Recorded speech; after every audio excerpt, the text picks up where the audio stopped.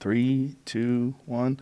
Welcome. Thanks for doing this, man. I really appreciate it. Thanks for inviting me. This is awesome. I've seen a bunch of your videos online of you talking about space and your dream of being an astronaut as a young man. And what is it like just to see the Earth from above and to be? You lived up there for like what, 95 days? 95 days, which actually is kind of a bummer, to be honest with you, because you know this if you saw that video maybe. But yeah.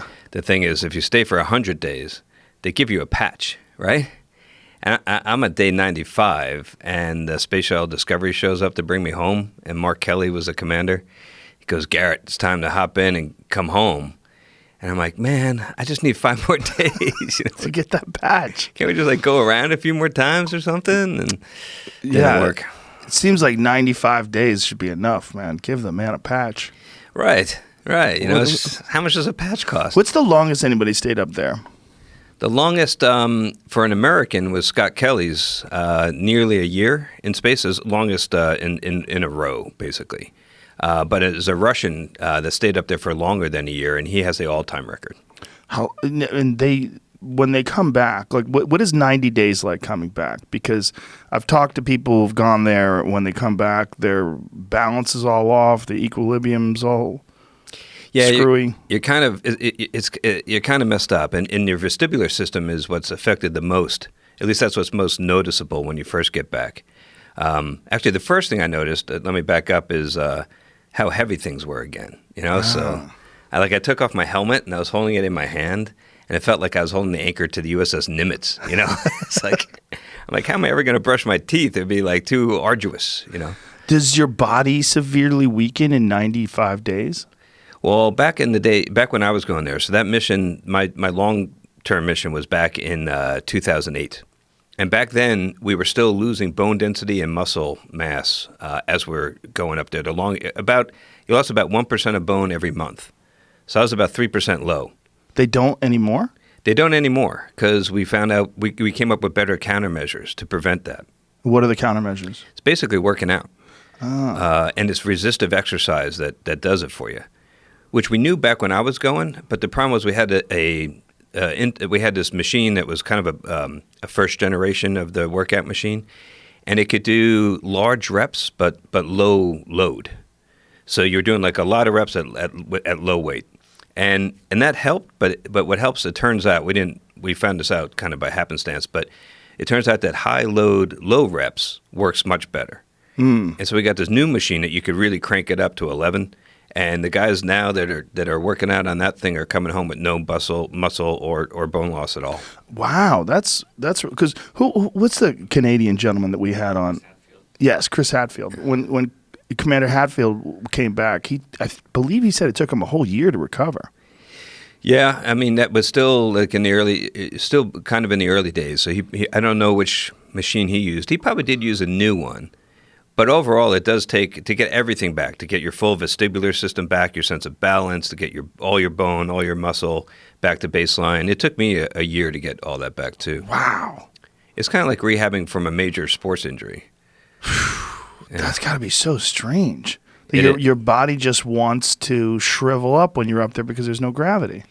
Yeah, it's really interesting because it's an adaptation, and the body is incredible. So what it's doing is it's realizing, hey, you know, I don't have to carry my own weight anymore.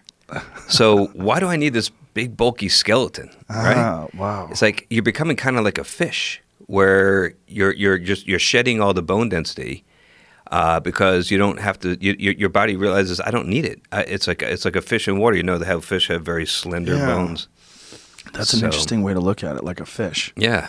Wow. And we fight it by working out. And how often do you have to work out? Every day? Every day. Every day. How often? Like how much time? They schedule 2 hours. Now you're not on the machine for 2 hours, so it's also prepping. You know, getting changed and cleaning up afterwards. But so you're working out a good hour every day. What is it like to sweat in space? It's weird because what happens is if you don't notice, like in the beginning you don't even realize it, but it's all building up. And even without, like, if you have no hair to soak it up, it just builds up like this thin film of water on your head, like a coating of water. And you don't even notice it because it doesn't run down. And then somebody calls your name and you're like, yeah, and then whoosh. It's like, Oh, that's crazy. I never even thought of that. So it just kind of floats off your body. yeah, it's like a dog shaking itself, and it just goes everywhere. And So if you have it on your arm, you can kind of just go whoosh, and the sweat will go flying. your crewmates won't be too happy with you if you do this a lot, but yeah. Wow. Oh, is there video of people doing that in space? There's got to be. There should be. We've shot right? so much video. Somebody's got to have done that, but...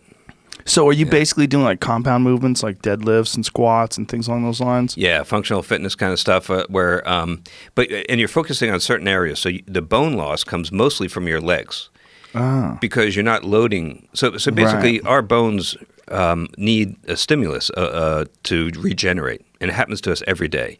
So as you walk, as you go upstairs, that load that the bones feel, the compressive load, is telling the bone, hey, make some more.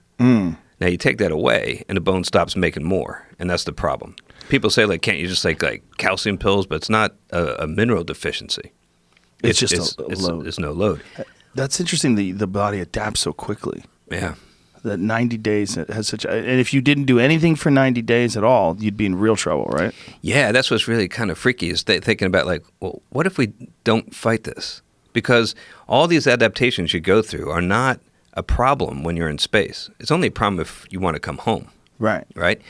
Losing that bone, even like not using your vestibular organs anymore, your semicircular canals, your otolith organs, you're not making use of those for your balance. You're just going purely on the visual. What that does initially is it make you kind of sick. You get kind of, it's like being airsick or seasick. But once your body adapts, you're fine. So the question is like, what would we become if we didn't fight it? What if we just went with it and stayed up there? Be like a water balloon. What would you become, right? You become, actually, the place I think in science fiction that gets it the most correct is if you watch The Expanse. You ever watch that show? No, I heard it's a really good show. I never got into it, though. It's good, and they get it right because they show people like these belters that live in partial gravity like their whole lives, and they have much more slender bones. Oh. And like they catch this like terrorist guy, and they want to torture him, and all they do is they make him stand up in gravity on Earth, and it's incredibly painful for him. And I'm like, wow. Yeah, that would probably be what would happen. And it must take a long-ass time to get everything back. If you went from Earth gravity to the space station and you lived up there for a year and didn't do anything about it and then came back to Earth, I mean, you'd basically be like, it would be hard to crawl, right? Yeah. You would, if you don't try to fight it, the vestibular stuff would come back probably about the same rate, but you would be really hurting with your muscle atrophy and your bone. So you would lose a lot of your skeleton if you're up there for a year and did nothing. And you would also, all your muscles that you don't use, like in your legs and your postural muscles, so in your lower back, you're not using those anymore. So they would just like waste away to nothing. You'd be okay in your arms because you're doing everything. Everything you do is with your arms. That's how you move. That's how you get around is by pulling and pushing. But you don't. There's no walk-in. There's no stairs. There's nothing. Does it affect the way you think at all? Some people describe a kind of an issue with short-term memory. They call it like space brain. And boy, is that a small group of people that would understand what you're talking about there. Yeah. Oh, I got space brain, bro. I got that too. Oh yeah. So it's something that I never really noticed it, but I don't know how much of that is real and how much is like you're freaking out because you're in space, right? So it's distracting and maybe you forget like what that number was you're supposed to remember. But like if you're really in the middle of something and you're all excited and you kind of can't remember somebody's phone number, it's kind of like that. Oh, okay. So it's just I would imagine that just being up there breathing that recirculated air has got to be odd, right? Yeah. And it might stink, but I don't know. Because the other thing that happens is you have this big fluid shift. So right now, we have a lot of blood pooling up in our legs. And our heart, its most important job, of course, is to feed the brain oxygenated blood. And then when you take the gravity vector out of the picture, the heart sends too much up to the brain, and the stuff doesn't collect in our legs anymore, and it all shoots up here, and you get the shift of all that blood volume to your upper body, and your head gets all puffed up. Whoa. Yeah, my first night in space, I went to sleep, which was kind of hard to do because you're in space. You don't want to go to sleep, right? Yeah. And on that first night, I woke up in the middle of the night, and I could have sworn I was standing on my head doing a headstand or a handstand. I'm like, why am I standing on my head in my sleep? This is strange, right? And then I looked out the window, I saw the Earth. I'm like, oh, that's right, I'm in space. So all the blood was just kind of pooling in your head. Yeah. As if you're like hanging by gravity boots or something. It feels exactly like that. Wow. And then after a day or two, you get used to it, and it doesn't bother you anymore, but you feel congested because you still have all this volume up here. So your sense of smell and your sense of taste are all deadened. Oh, wow. It's kind of like, so it's kind of like when you have a cold, and your sense of smell and your sense of taste are like not as strong. So it's like that all the time. That's why we have every hot sauce known to humankind up on the space station. Oh, really? We got like sriracha, we got Louisiana Cajun fire sauce and all whatever. We got like a whole stockpile of it because you pour that on everything so you can get some taste. Because otherwise everything tastes really bland. Oh, wow. Now, what are you eating up there? Oh, it's terrible. Is it freeze-dried foods mostly? Or? Yeah. You don't go for the food, all right? This is not like a foodie holiday. It's like... so you got basically two choices. You have the American food, which is essentially MREs, like military freeze-dried, irradiated, infinite shelf life kind of stuff. And then the Russian food is also based on their military rations, but from submarines. And the Russian food actually tastes better, but the problem is one of presentation because it comes in cans. So you get these cans, and even though it tastes good, you open that can up and you look at it, and it's like, God, it looks like dog food. It's like congealed and yeah, but it tastes better. Like, it tastes better, but it's just like so unappetizing when you open that can up, and it's just not.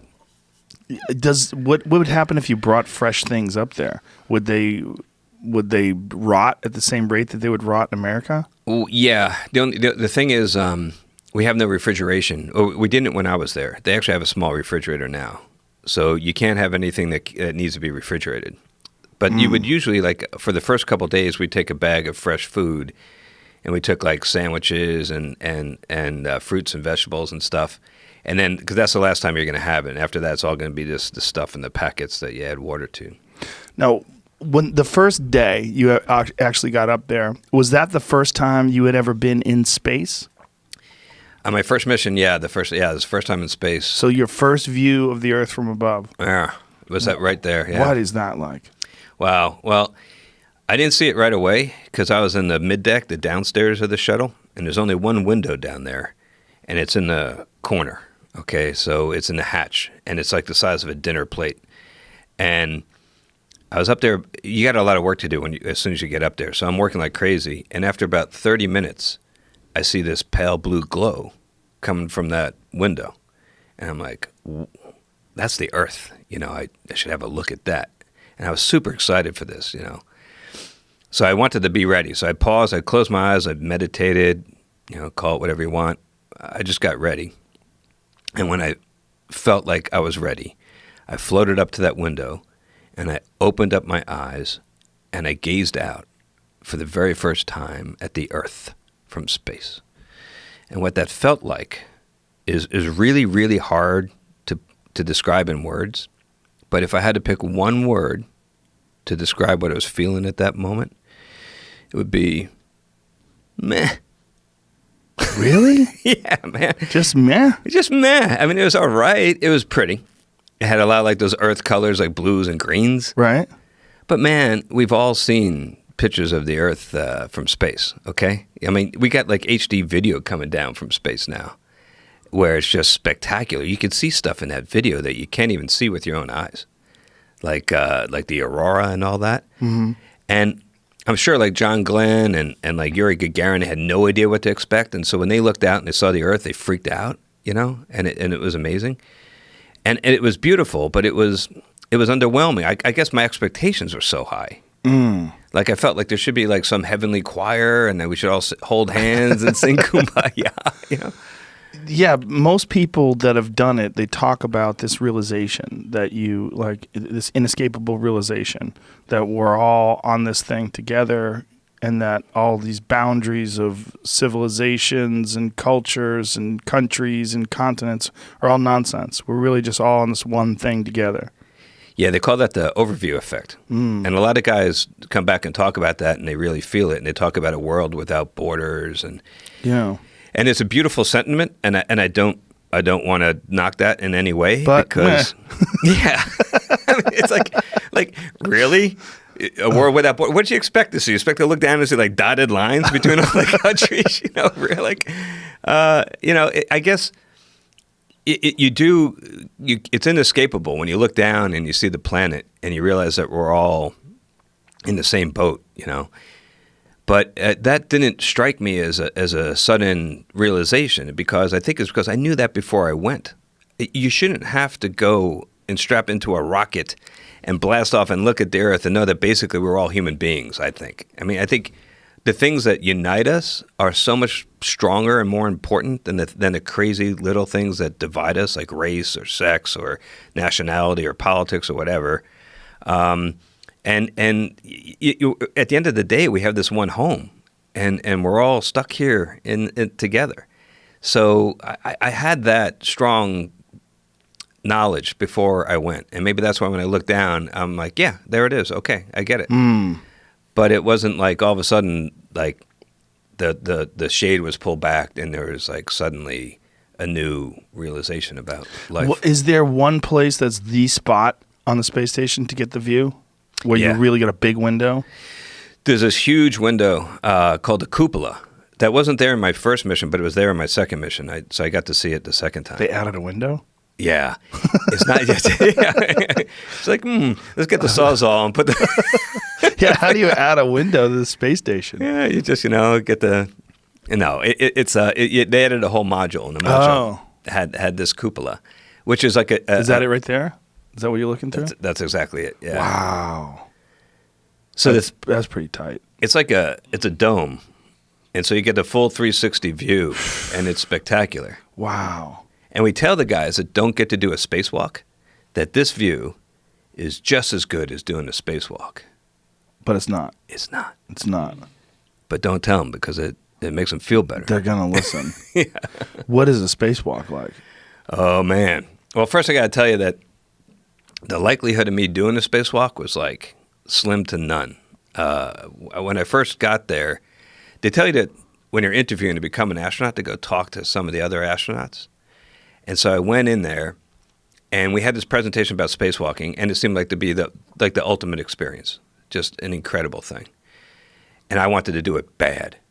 So I went, I'm talking to this one astronaut who's a pretty tall guy. Those of you that can't tell from the podcast, I'm 5'4", okay? So I'm not like a real towering individual. I'm a little vertically challenged, I guess. And I'm talking to this real tall astronaut, and I said, just heard about the spacewalking. It sounds awesome. I've been living in California. I've been doing like some rock climbing, some scuba diving. Maybe that'd make me a good candidate to do a spacewalk. And this tall astronaut looked at me, like right in the eye, and he laughed in my face. He said, "What are you, 4 foot what?" How rude. I know. My first thought was, I thought astronauts were supposed to be polite, and this guy was not being nice. But he was actually just being brutally honest. It was kind of tough love, and he was like, "Listen, the suit is one size fits all. You're going to get in that thing, and it's going to swallow you up, and you're not going to be able to do anything. You're going to be useless. So this is impossible. Forget about it." So I was kind of pissed off, but I wasn't going to let this guy stop me, right? So I get there. I got the job. And I go down for my first training exercise, which was in this huge pool we got in Houston. And it's like, it's 100 feet wide, 200 feet long, 40 feet deep. And we could fit like most of the space station in there. And they get a crane that comes by. They put you in the suit, which weighs, something like 175 pounds and stuff. And then, in addition, you're in it too. It picks you up and they plop you in the water and you float around. And it's kind of like being up in space. And that's how we train. So I get down there. It's my very first exercise, and I could tell in the first 5 minutes of this training exercise, that big, tall astronaut that laughed in my face was right. I was failing. I was not doing well. I was screwing up. I was like, it just wasn't going well. Why do they make a one-size-fits-all suit? It seems... They have the ability to alter the arms and the legs a little bit, and they have it's actually 3 different size upper torsos. There's a medium, a large, and an extra large. But that's it. It's limited, and because it costs a lot of money to make different sizes, so there's only the gloves they can tailor, because that's actually the most important thing. But I'm getting my butt kicked, and I got a needs improvement, which is a NASA nice way of saying you failed, right? But I wasn't ready to give up. I went and I knew I was going to need help. So I talked to the people that make the suit, and they did some of those things. So they shortened up the arms. They fixed it up a little bit for me. And then I talked to the trainers, and we said, okay, yeah, we got to think outside the box here. If we give you the standard procedure, you're going to be at a disadvantage. But maybe we change your body positions instead of going straight onto the work site. Maybe we come at the work site from the side so you get more reach that way. And we started working at it, and we got better and better. And the end of the story is that eventually I got the highest possible qualification to do the most complicated spacewalks we do, and I ended up doing 3 different spacewalks over the course of my career. And that big tall guy that laughed in my face, he didn't get to do any. That's what you get for talking shit, sir. Look at you out there. Yeah, that's me. Now, what is that feeling like? Because it's got to feel insane when you're strapped to a space station that's floating around and you're just hanging by a cord. Yeah. Well, you're holding on tight. And you do have that safety tether that you see there. And they can prepare you for everything except for the visual. So when you are in the pool, you're staring at the pool wall. When you get up there and you see the whole Earth below you, some people go out there and get a sense of fear of falling. But of course, if you let go, you're not going anywhere. Right.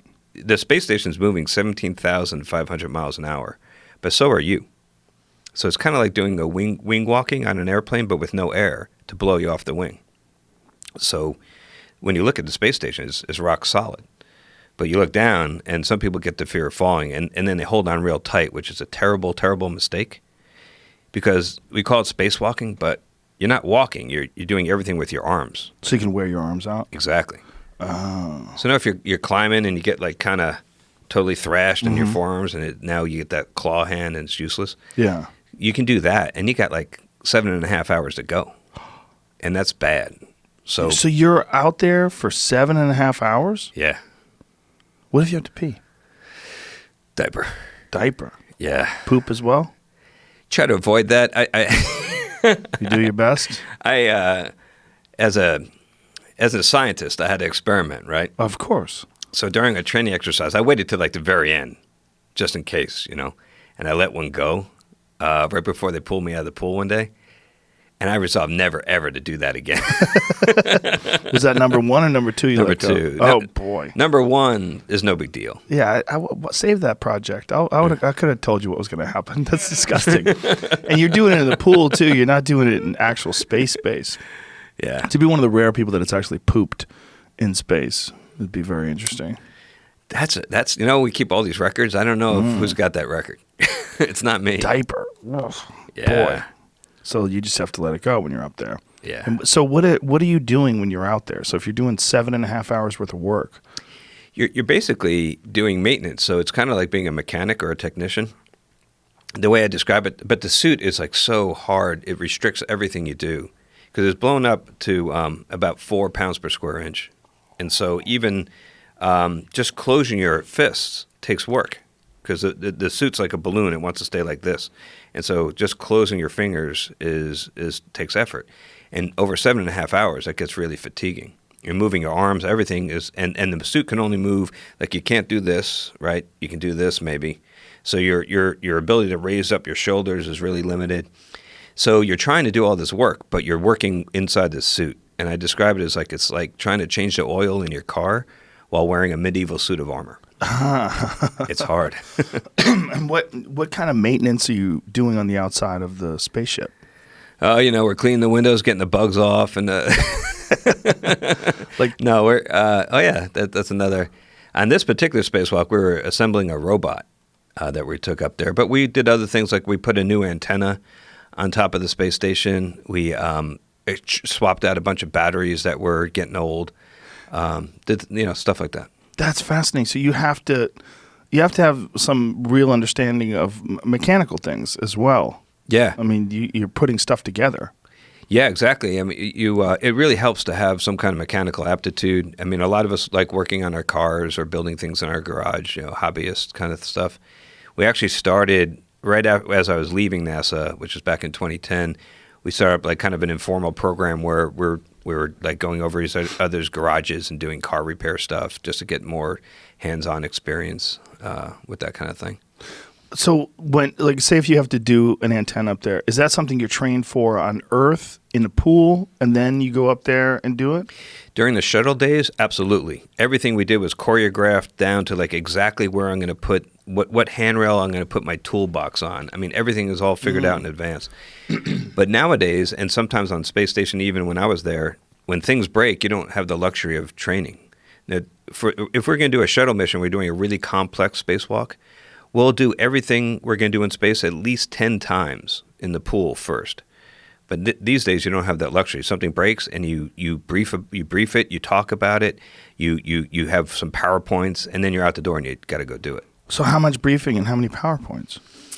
The training that goes on prior to one of these unscheduled EVAs is, typically on the order of like a day's worth of activity, all told. So are these PowerPoints preloaded onto the space station, and you get it, or do they have to beam it up to you?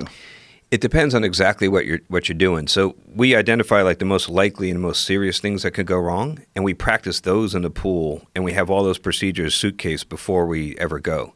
But then sometimes you get a surprise. Sometimes something breaks you weren't expecting to break, or it breaks in a certain way, or there's a complication that you weren't planning on, and then you got to improvise. Wow, that's got to be crazy. Because, I mean, and you're probably doing things that other people on the space station maybe haven't done. So there's no one that can tell you, hey, I did it. It's no big deal. Yeah, but even if you're doing something that you rehearsed 10 times and you think you got it all figured out, you still get surprised when you actually get up there. The big one that I remember is on my second spacewalk, we're connecting this dish antenna, and it had to go on top of this big boom, like a big pedestal. And there was a connector that had an electrical connector. And we had like an hour or so to connect the thing. And without it connected, it wasn't getting any power or data to that antenna. And it could get too cold. And this gazillion-dollar antenna could be a worthless hunk of junk.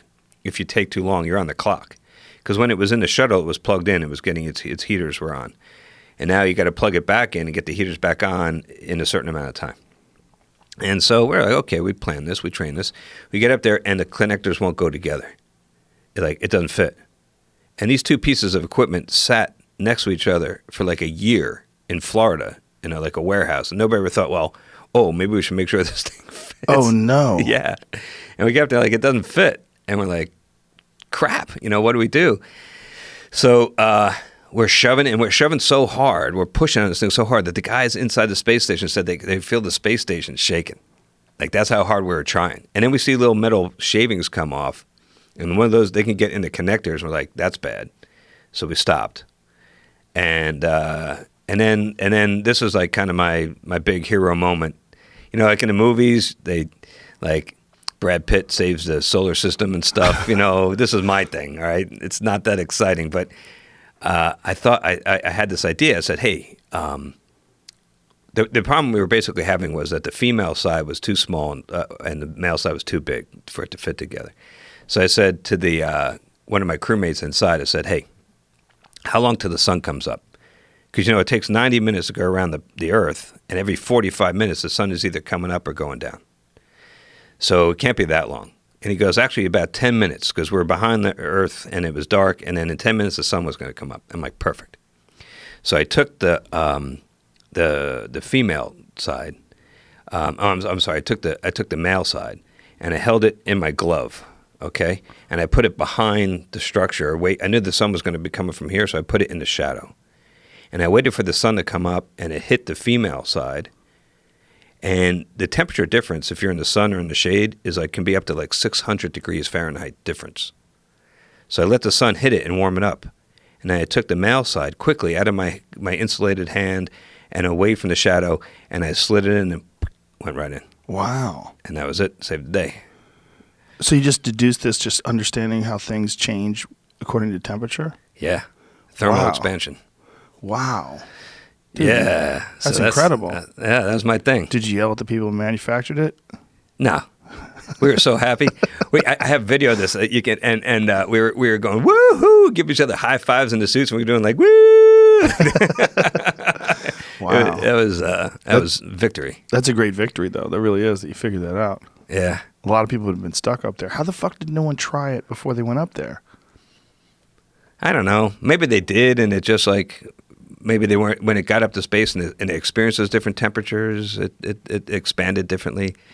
I don't know for sure, so I'm not pointing any fingers, but it didn't work, but we solved it. And that's the kind of thing that you can't, like, until we have AI or something that can really learn, you can't code that. So that's a real benefit that humans bring to the equation, being able to be able to adapt to something you didn't expect. Otherwise, that thing would have been junk. Yeah, if a robot's doing it, you're stuck. It's going to keep pushing. It's not going to, you're not going to be able to reprogram it.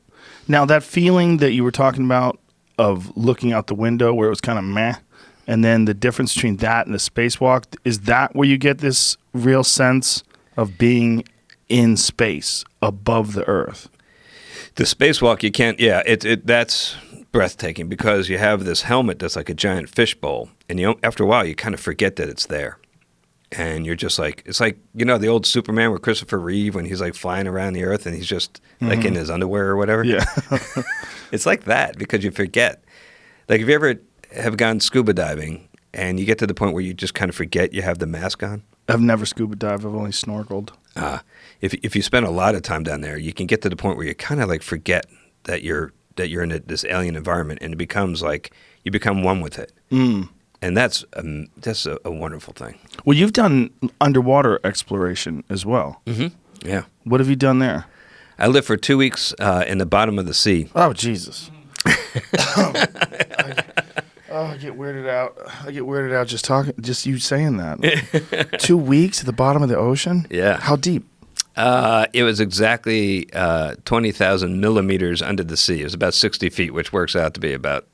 Oh, only 60 feet? That's okay. Yeah. That doesn't freak me out too much. I thought you were going to say like miles. No. I'd start panicking. No, it's about 60 feet.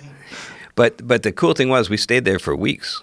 Wow. Now if you're normally scuba diving and you go down 60 feet, you have 60 minutes. And then you got to come back up or you get too much nitrogen in your blood and you're going to get bent, right? Mm-hmm.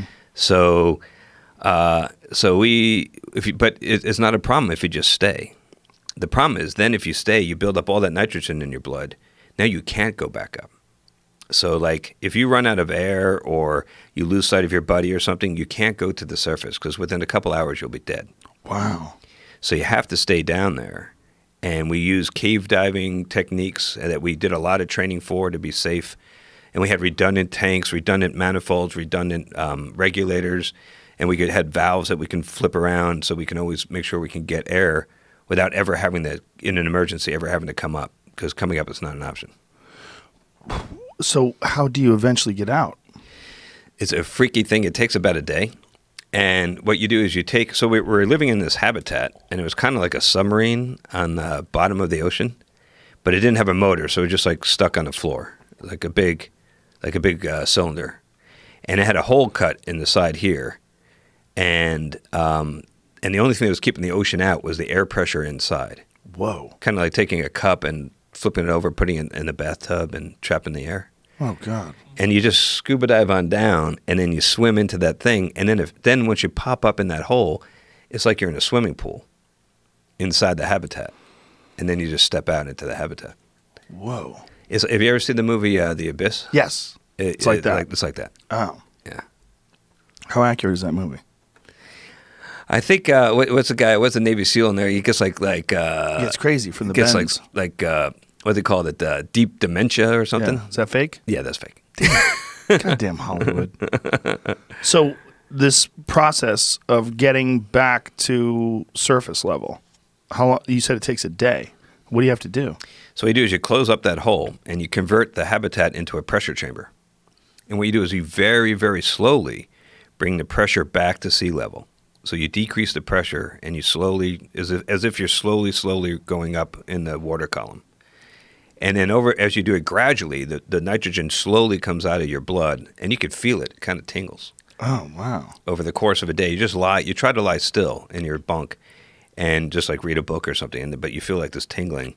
And then after about a day of that, they get you all the way back to sea level slowly so that the nitrogen, you know what it is? It's like if you take a can of soda and you shake it up, if you open the top quickly, right? But if you open the top really slowly and you let it slowly come out, you don't get all the bubbles. Right. It's that same effect. Ah, that's a great analogy. Yeah.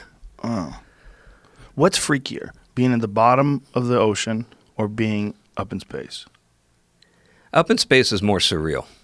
Yeah, because the floating, the Earth out the window, the views are better. But being down there was pretty wild, too. I remember once we were doing this experiment where I had my crewmate and I had an ultrasound, and we're doing this telemedicine experiment. So there were these docs in Houston looking at the screen, but there's a delay. And I'm supposed to find her kidney, and I'm like searching around for a kidney. And then I look up and I look out the window and I see a 6-foot hammerhead shark right out the window, and we have a guy in the water, and I dropped a giant F-bomb, like fuck, and all the docs in Houston are freaking out. They're thinking like in a moment they're going to see her liver explode on the screen or something, and they're like, what's that? How's the patient? I'm like, patient's fine. Got a 6-foot hammerhead out the window. Yeah, that's got to be really weird, right? You're in that thing in their world. For how long? 2 weeks? Yeah. So is that the weirdest animal that you saw, is the hammerhead? The scariest thing I saw was one night I was taking a dump. This is a true story. The way you do this, okay, number one, you just pee in the pool, okay?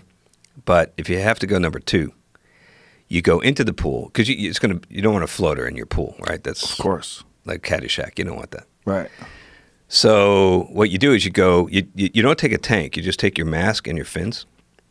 And you go down. Naked? You can. We had a mixed gender crew, so I wore some trunks, but and then you just go down, and you have to swim. I don't know. It's like maybe 10, 15 feet. It's not that far. And there's what we call the gazebo, which is just a little dome that has air inside. Now you're out in the middle of the Atlantic Ocean, like with no tank, and you're 60 feet down. It's night. You can't see a thing.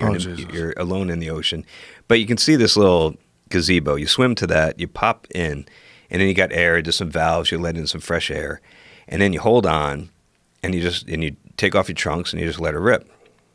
But the problem is the fish get accustomed to this. Oh, Jesus. Yeah.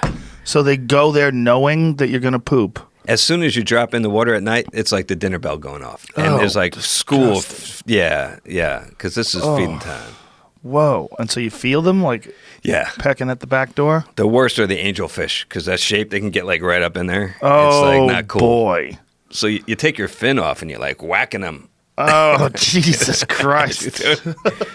So that's all bad enough, but as you're doing that, and you're in the pitch black Atlantic Ocean, 60 feet down, no scuba tank. At night, with the sound of the ocean like lapping against the dome, and you're looking down, and there's endless black, just a black void, and you're thinking about every single scary ocean movie like Jaws, The Meg, whatever, The Abyss, all those scary movies, right?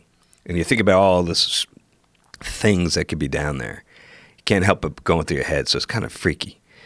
And then you finish, and you put your mask back on, and I took a big breath, and I went down, and I opened my eyes in my mask in the darkness with my flashlight, and I saw, like right in front of me, this huge eyeball, like about the size, I don't know, of a saucer, like this big, staring, unblinking right at me. And I freaked out. I just tore off for the pool, for the moon pool and the habitat. I jumped in there. I surfaced. I'm screaming. And my crew come running thinking I've been bit by a shark or something. And I'm like, giant fish. And What was it? It was a Goliath grouper. Oh, I've seen those things before. They're enormous. Size of a cow. It's like hundreds and hundreds of pounds, right? Yeah. Oh my God. Yeah. Scared the living hell out of me. Yeah, those things could literally eat a person. Yeah. It was big enough, that's for sure. And so just the sight of it scared the heck out of me. So where were you? Were in the Atlantic? Yeah. How far away were you from like Florida? Like where were you at? We were just off the coast of Key Largo. Okay, because that's what I was saying. Like they live down there. Yeah. Oh, that's an enormous fish, man. Huge. I've seen videos of people catching them off of boats, and it seems surreal. Look at that. Yeah, there you go. Yeah, there's one. It's like a giant largemouth bass. Mm-hmm. That's what it's like. Like if you go bass fishing, they're so similar to bass, like in the way they look. Yeah. Now imagine like Jesus Christ, look at that thing. Yeah. Imagine like being eye to eye with that thing in the middle of the dark Atlantic with no scuba tank. They're delicious too, I bet. Like I don't know if they taste as good as regular grouper. I wasn't gonna. So you get a different. Yeah, I wasn't gonna find out. Look at the mouth on that thing. Good Lord. I'll tell you another quick story about down there. So I went out for a night dive once, and I spent the beautiful thing about saturation diving like this is you can do basically infinite time, bottom time. You're not limited to like 60 minutes. You can stay out there for 6 hours, whatever. So I was out doing this night dive, and I found this beautiful shrimp, and it was just spectacularly gorgeous. It was like translucent. You could see through it. You could see its organs move, like internal organs, like doing their thing. And I stared at it for at least like an hour, just held my light on it and just sat there and stared at it. And it was really beautiful. And I come back inside the habitat, and I'm kind of hungry. And the best space food we got is shrimp cocktail. And I pulled that thing off the shelf, and I'm like, oh, that looks good. Then I'm like, I can't do it. I can't do it, man. You felt bad because you just saw the shrimp? Wow. I ate it the next day. The next day. Yeah. But for that day, though, you really felt bad. I felt bad. Wow. Grouper, you would have felt bad? Like a nice grouper sandwich? It scared me. So I think I would have been okay with that after. It's because it was. Yeah, I wonder if they've ever eaten people. Because it seems like they could. I mean, they swallow giant fish. It seems like if you're not a large person, they might be able to just suck you right in there. See, now, if this happens to me again, I'm going to be even more freaked out. I feel like I've read that grouper have bitten people before. Yeah. Like probably trying them out. Like if they get hungry, like if you're that big, you probably have to eat so much. Yeah, just nonstop, buffet for those guys. And yeah. So when you're down there and you're doing all the swimming, you're using a rebreather? No, you're using tanks, regular scuba tanks. And what is the capacity of these tanks? Like how long can you stay down just swimming around for? We have two, and we can isolate them in case one of them springs a leak. But you don't have that much more time than a standard scuba tank. But we have is refill stations all around the floor with high pressure hoses. So we have these quick disconnects on our system that you can plug in and fill it right back up, and then you're good to go for another couple hours. So when you swim to go take a poo, you have to do that? You have to wear the tank, or do you just hold your breath? Just hold your breath. You're not going that far. How far are you going? Like 15 feet or so. In total pitch black. Yeah. There is a light on the gazebo, but that's all. So you see that light out there, and you know if you get to there, that's where you're pooing. Yeah. Good Lord. Yeah. Wow. That's got to be so strange. Yeah. What was it like to get back from that? I would probably feel... It seems like it would be real similar to getting back from space. Yeah, it is. The thing about it, what makes it such a great training exercise psychologically, is if you had to get to a hospital, it takes about the same time from that habitat as it would from the space station. In both cases, it takes about a day. Like in the space station, you got to get in the Soyuz, you got to put your spacesuit on, you got to detach the Soyuz from the space station, you got to separate from the space station, you got to do a deorbit burn, you got to land, the helicopter's got to come get you. By the time all that's done, it's like a day. And the Soyuz is a Russian craft. Yeah. So we have to use Russian crafts to get back from the space station. Right now, we have to use Russian craft to go and come back. How weird is that? It's not cool. What happened? All right. So it's not good. None of us are happy about this. But what happened was the shuttles, let me just say this, is a magnificent flying machine. I mean, what's really remarkable, if you go down to like the California Science Center and you look at Endeavour, we designed that thing in the 70s. Like, it doesn't even have a microwave. All right, it's got a conventional convection oven. Wow. So it's like ancient technology. The flight computers on that thing, your Apple Watch could run circles around them. I mean, it's like nothing. They're so primitive, but it took off like a rocket. It landed like an airplane. You could carry people. You could carry the Hubble Space Telescope in a trunk. You could do a spacewalk from it. Has a robot arm that you see there. There's Endeavour. So that's my flight, actually. That's STS-123. In the middle, that's the robot that we put together. Wow. But anyway, it's an incredible machine, and we'll never design anything like it, maybe ever again, certainly not anytime soon. So despite its technological incredibleness, for lack of a better word, it had a couple key limitations. One was it's not that safe. So we lost two of them, Challenger and Columbia.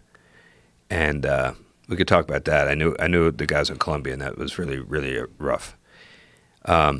And then the second thing was it's super expensive because it took so much maintenance, even though it was reusable, or most of it was. It took so much maintenance. It took a standing army to keep it running.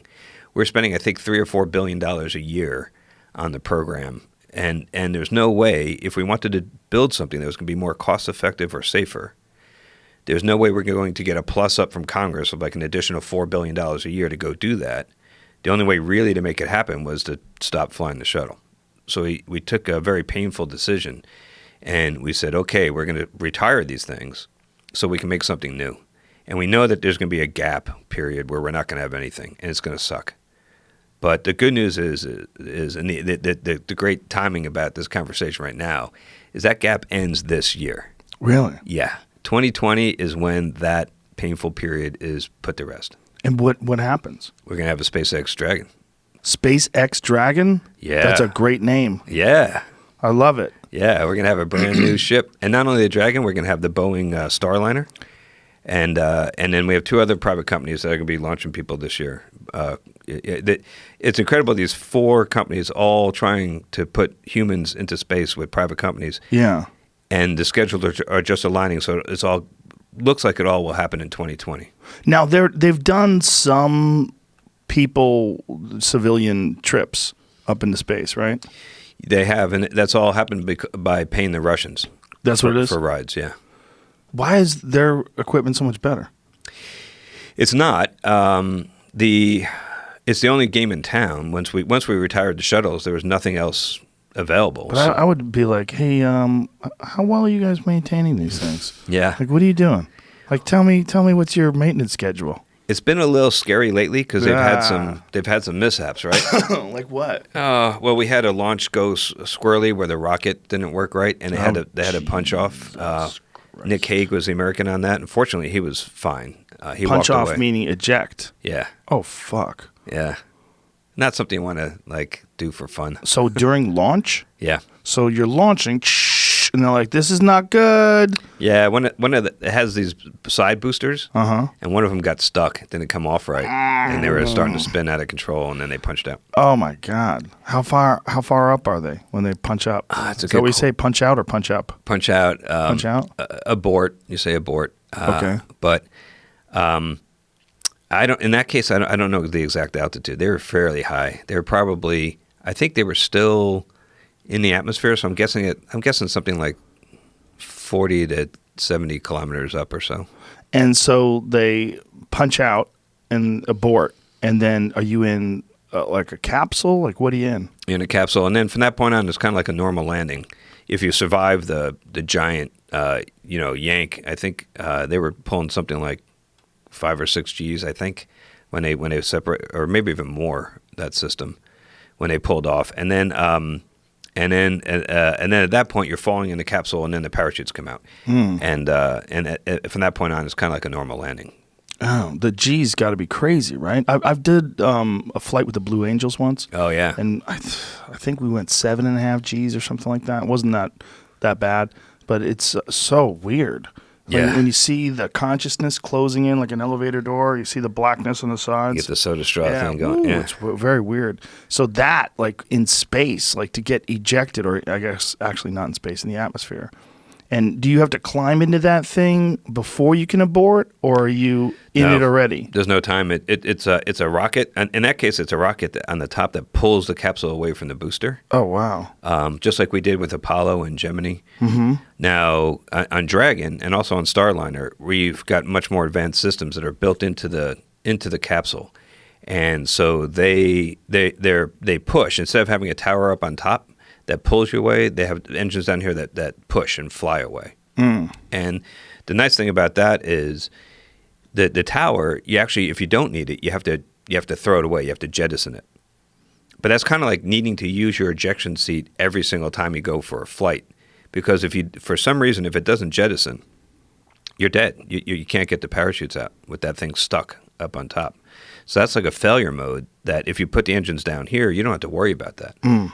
Plus, you carry it with you the whole time, so you could use those powerful engines to really get quickly away from the booster, like the Falcon 9. If it's having a bad day, you can use those. If it's blowing up? Yeah, it's a bad day. That's a seriously bad day. What does that look like? Can you pull up the SpaceX? What's it? Dragon what? The Crew Dragon. Crew Dragon. Whoa. There she is. That looks like something from the future. That's the test we just did. That's an artist drawing of it, but this is the final big test we had to do before we actually put people inside, and we did that successfully just a couple of weeks ago. Wow! So what we did was we lit up those eject engines. There, that's an actual shot. Yeah, that's insane. Look at that thing. Yeah. That looks like a UFO. That's crazy. And that rocket went kablooey. Not that we blew it up, but it started once it separated. The rocket started tumbling out of control, and it made a giant fireball. And is that normal or expected? We kind of thought that would happen, yeah. Well, you were right. We weren't planning on using it again. There it is. So there it is, separating from the booster. Wow. And the booster went kaboom, but the rocket, but it was I think if I remember right, I think it was 1.5 kilometers away when the rocket went kaboom, and it was fine. Now, when you guys do these test flights, do they have to anticipate where this stuff is going to land? Like where you have all this giant metal with fire, and you shoot. So, like, as you're launching, you have to take into consideration what the trajectory is. Wow, that's the explosion. Yeah. SpaceX complete successful abort test launch of Dragon crew capsule. Wow. Yeah. So you have to think about so they have to calculate what speed, how fast the Earth is spinning, where it's going to drop. Well, that's why, and theoretically, you got to be ready for this any given flight. Mm-hmm. Now, this one we knew it was going to happen, but it could happen anytime. So that's why we always launch out over the ocean. Oh, okay. And that's why Cape Canaveral is where Cape Canaveral is, because if you look at a map of Florida, the Cape is where Florida juts out, has a little prominence that juts out to the east into the Atlantic. And that way you can go due east, which is generally what you want to do when you launch, or you can even turn a little bit north or south, and you're not going to fly over anybody's house or Disneyland or anything. Mm. And if something goes wrong, in the old days, like on the shuttle, we actually had explosives on the tank. And there were these dudes, these range safety control officers that would sit with the big red button. Oh, Jesus. And if they see you going out of control and you're heading back towards land, boom. Yeah. Oh, my God. What a responsibility they have. We used to go by before launch and meet those guys, look them in the eye. And they must look like psychos. Show them pictures of our family. It's like, don't get itchy, bro. Don't get itchy to hit that trigger. So give it a potato. It seems like a crazy way to handle it, that the junk has to fall into the ocean. Yeah. Well, now the Russians and the Chinese don't necessarily honor that. The Chinese have dropped nasty burning boosters on, it's sparsely populated, but they still have dropped these things on like villages and stuff. Oh, boy. They're a little less really concerned about this kind of thing. Fucking China. God damn it. But in the U.S., we launch, and the reason that you usually want to launch to the east is you want to take advantage of the Earth's rotation to give you like a slingshot effect. Because if you go to the east, the Earth is rotating this way, it kind of slingshots you into orbit. Oh, wow. Going with the rotation. And that's why you also want to be as close to the equator as you can, because if you're at the North Pole and you launch east, it's not going to help you, right? But the lower you are towards the equator, the more of a slingshot you get. Now, did they have to figure out over time where those things were dropping? Did they ever make some mistakes? I don't think is that we've had rockets blow up on the pad and do a bunch of damage, but once they're up and out, I don't think we ever in the U.S. anyway had that problem because we always had the ability to blow it up if there are red lines, and if it passes a red line, you push the button. Now it's all done autonomously, so you have GPS monitors on board that self-destruct if it sees that it's going past the line. There's nobody with the button anymore. It's all automatic. Oh, wow. And these boosters that fall into the ocean, do they have them documented, like where they're landing, so they know where these things are scattered out throughout the ocean? They know approximately. And one cool thing was probably the most famous booster that landed in the bottom of the ocean was Apollo 11, the Saturn V. And it was just sitting there, as a fish habitat. Oh, wow. And Jeff Bezos, with his own, out of his own pocket, mounted an expedition and went and got those engines. That's when you know you're a baller. Yeah. He just throws some money at pulling the rocket boosters from Apollo 11 out of the ocean. Holy shit. It's like, yeah. That's crazy. What am I going to do this weekend? Maybe I'll watch a movie, or now I'm going to go get those engines. Look at that. Wow. Yeah. There you go. Powerful Jeff Bezos. And the hard part was finding the right ones. And they got down there, they saw the serial number, they're like, yeah. Look at the image. Finding the right ones, because there's a bunch down there? Yeah, there was a bunch of Saturn Vs. Wow. Yeah. And they found the right ones. Look at that. That's nuts. And perfectly preserved. Yeah. And then when did he do this? What year was this? That's 2019. the engine that pushed Buzz and Neil and Mike to the moon. Wow. That's madness. Yeah. What a crazy image. Check out this. This is the boosters landing in China. Oh, yeah. That's them hitting the ground? Yeah. there's Oh, multiple rewind videos that of it. again, But please. it's very quick. I started right where the explosion was. There's other one that shows it falling from the sky. Ignited on impact with the ground. So these people are just chilling, and a giant chunk of metals falls from the sky. Oh, my God. That's crazy. Not only that, but that's hypergolic fuel. So that's like, you don't want to be breathing that stuff. That's pretty toxic. Look at it. Just landed on people. They're like, whoops, sorry. That's a BRC, big red cloud. You don't want to, or BFRC. Big fucking red cloud. Yeah, you don't want to be near that. What is in that cloud? It's hydrazine, so it's NTO, MMH, monomethylhydrazine, and nitrogen tetroxide. It's stuff that you don't want to drink. Look at that falling from the sky. Oh, my God. That's crazy. Yeah. It fell in a small village. China doesn't give a fuck. They just let it go.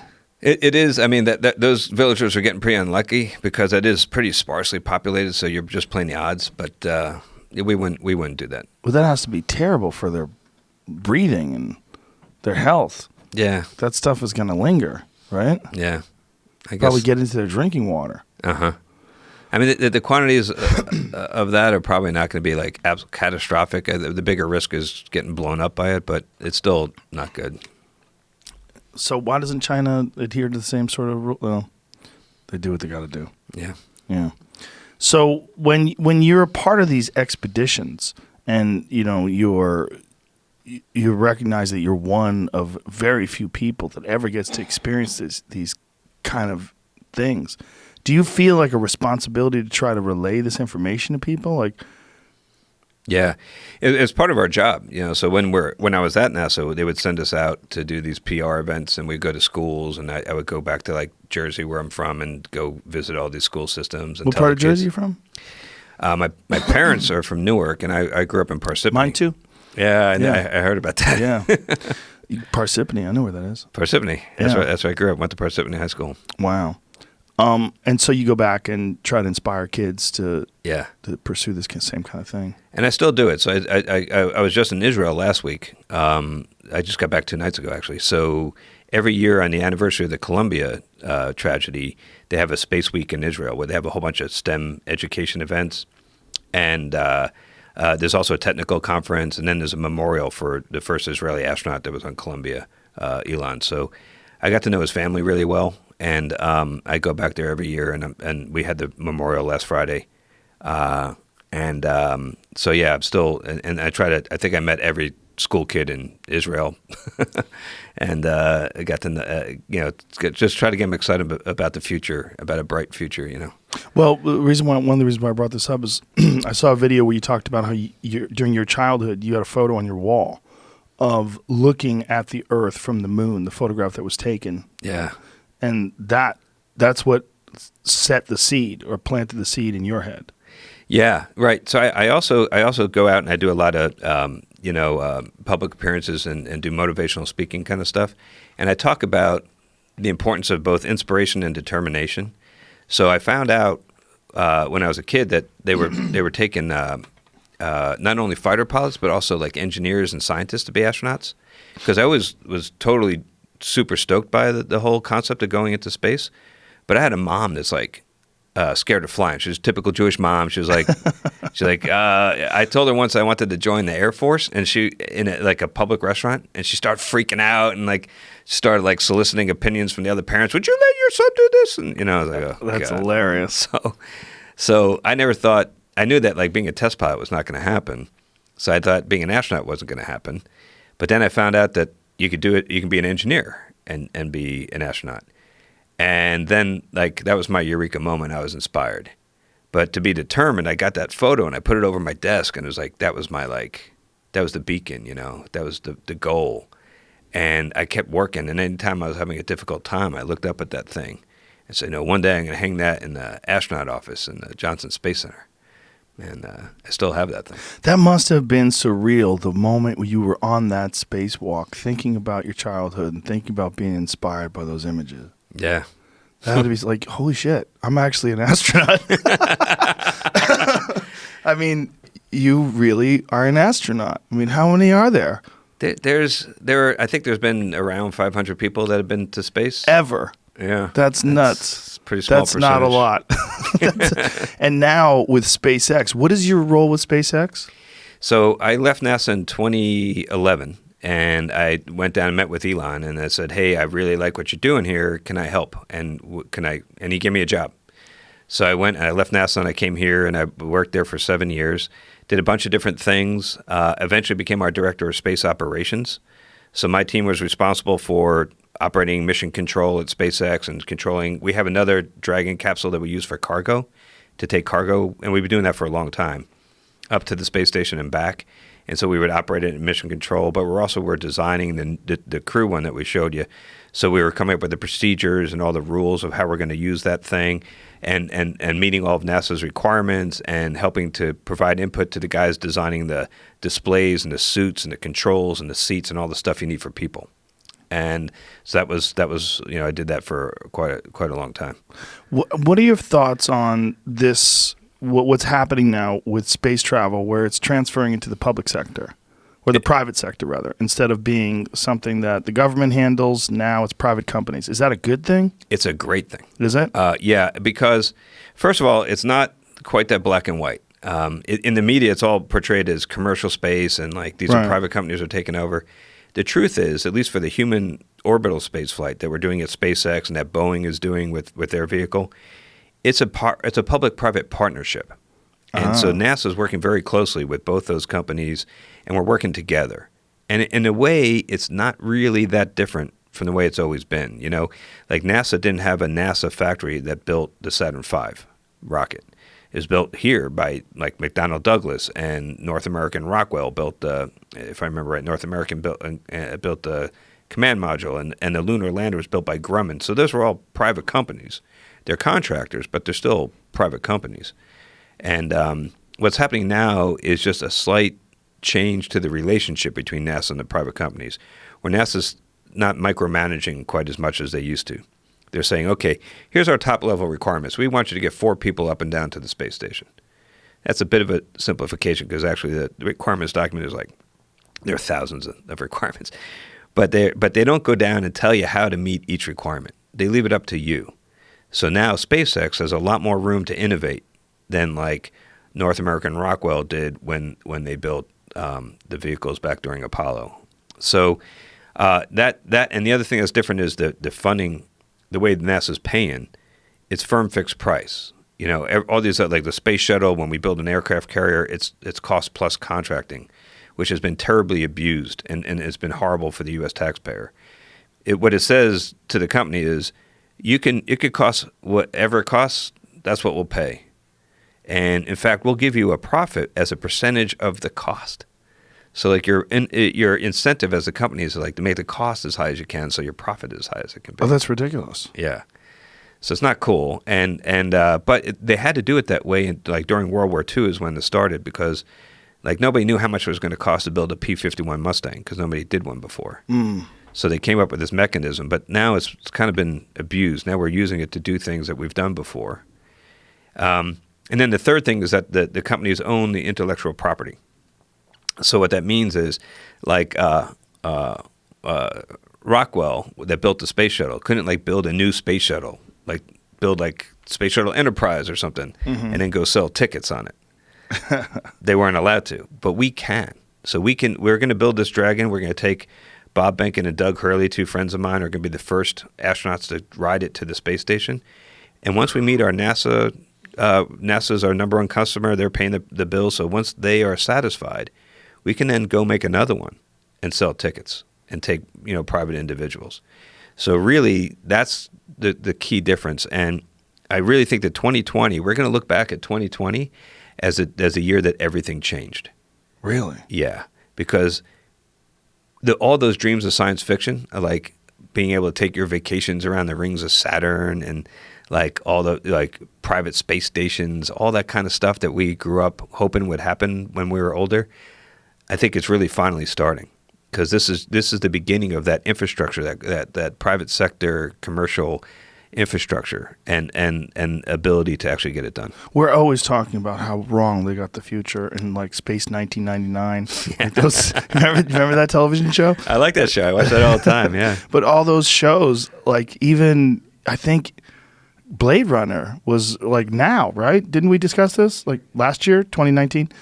Like we got everything wrong in terms of what the timeline was. The timeline is totally wrong, but I think that the overall direction is right in a lot of this stuff, and we'll get there. I really do believe that if we don't end up killing each other or have some horrible catastrophe like a asteroid hit us, we're going to end up living in space and have that kind of Star Trek future. I mean, I really think that's our destiny, as long as we don't screw it up.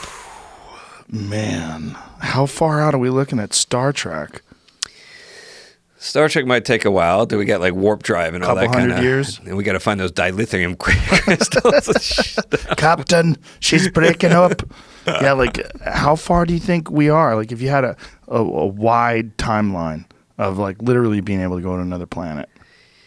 Well, going to Mars is something we could do. No, in a decade if we really, really, really wanted to. Elon keeps saying that. I think he's right. I mean, it's not a question of technology. The big missing piece, I think, in understanding about what that would be like is the effect of radiation on the human body. There's engineering solutions we could come up with for that. This is for the prolonged journey, the 6 month journey. Once you start talking about so right now, like on the space station, I took a bigger radiation hit than I would have if I stayed at home. But, how much of a hit?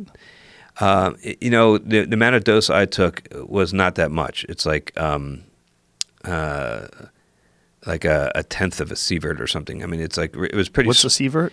A sievert. If you take one sievert, then you're increasing your chance of getting cancer, depending on your age and gender, about a couple additional %. Can you mitigate that with supplements? Like, is there iodine that you take or something along those lines? There's some, maybe antioxidants. But I think that's not a panacea. That's not going to fix this problem. It could help maybe. They say take iodine tablets, right? If you're exposed to radiation, isn't that like something that they recommend? Yeah, for nuclear reactors or and all that. But I think that protects function of one of the organs. I can't remember, but it's not going to solve. That's not going to solve this problem. But you can shield yourself with anything that has hydrogen in it is a pretty good shield. So water is great. Like when I was on the space station, I put a big water jug around my head. Really? Yeah, I figured it couldn't hurt. And then like liquid hydrogen or even plastic that's derived from hydrogen is pretty good shielding.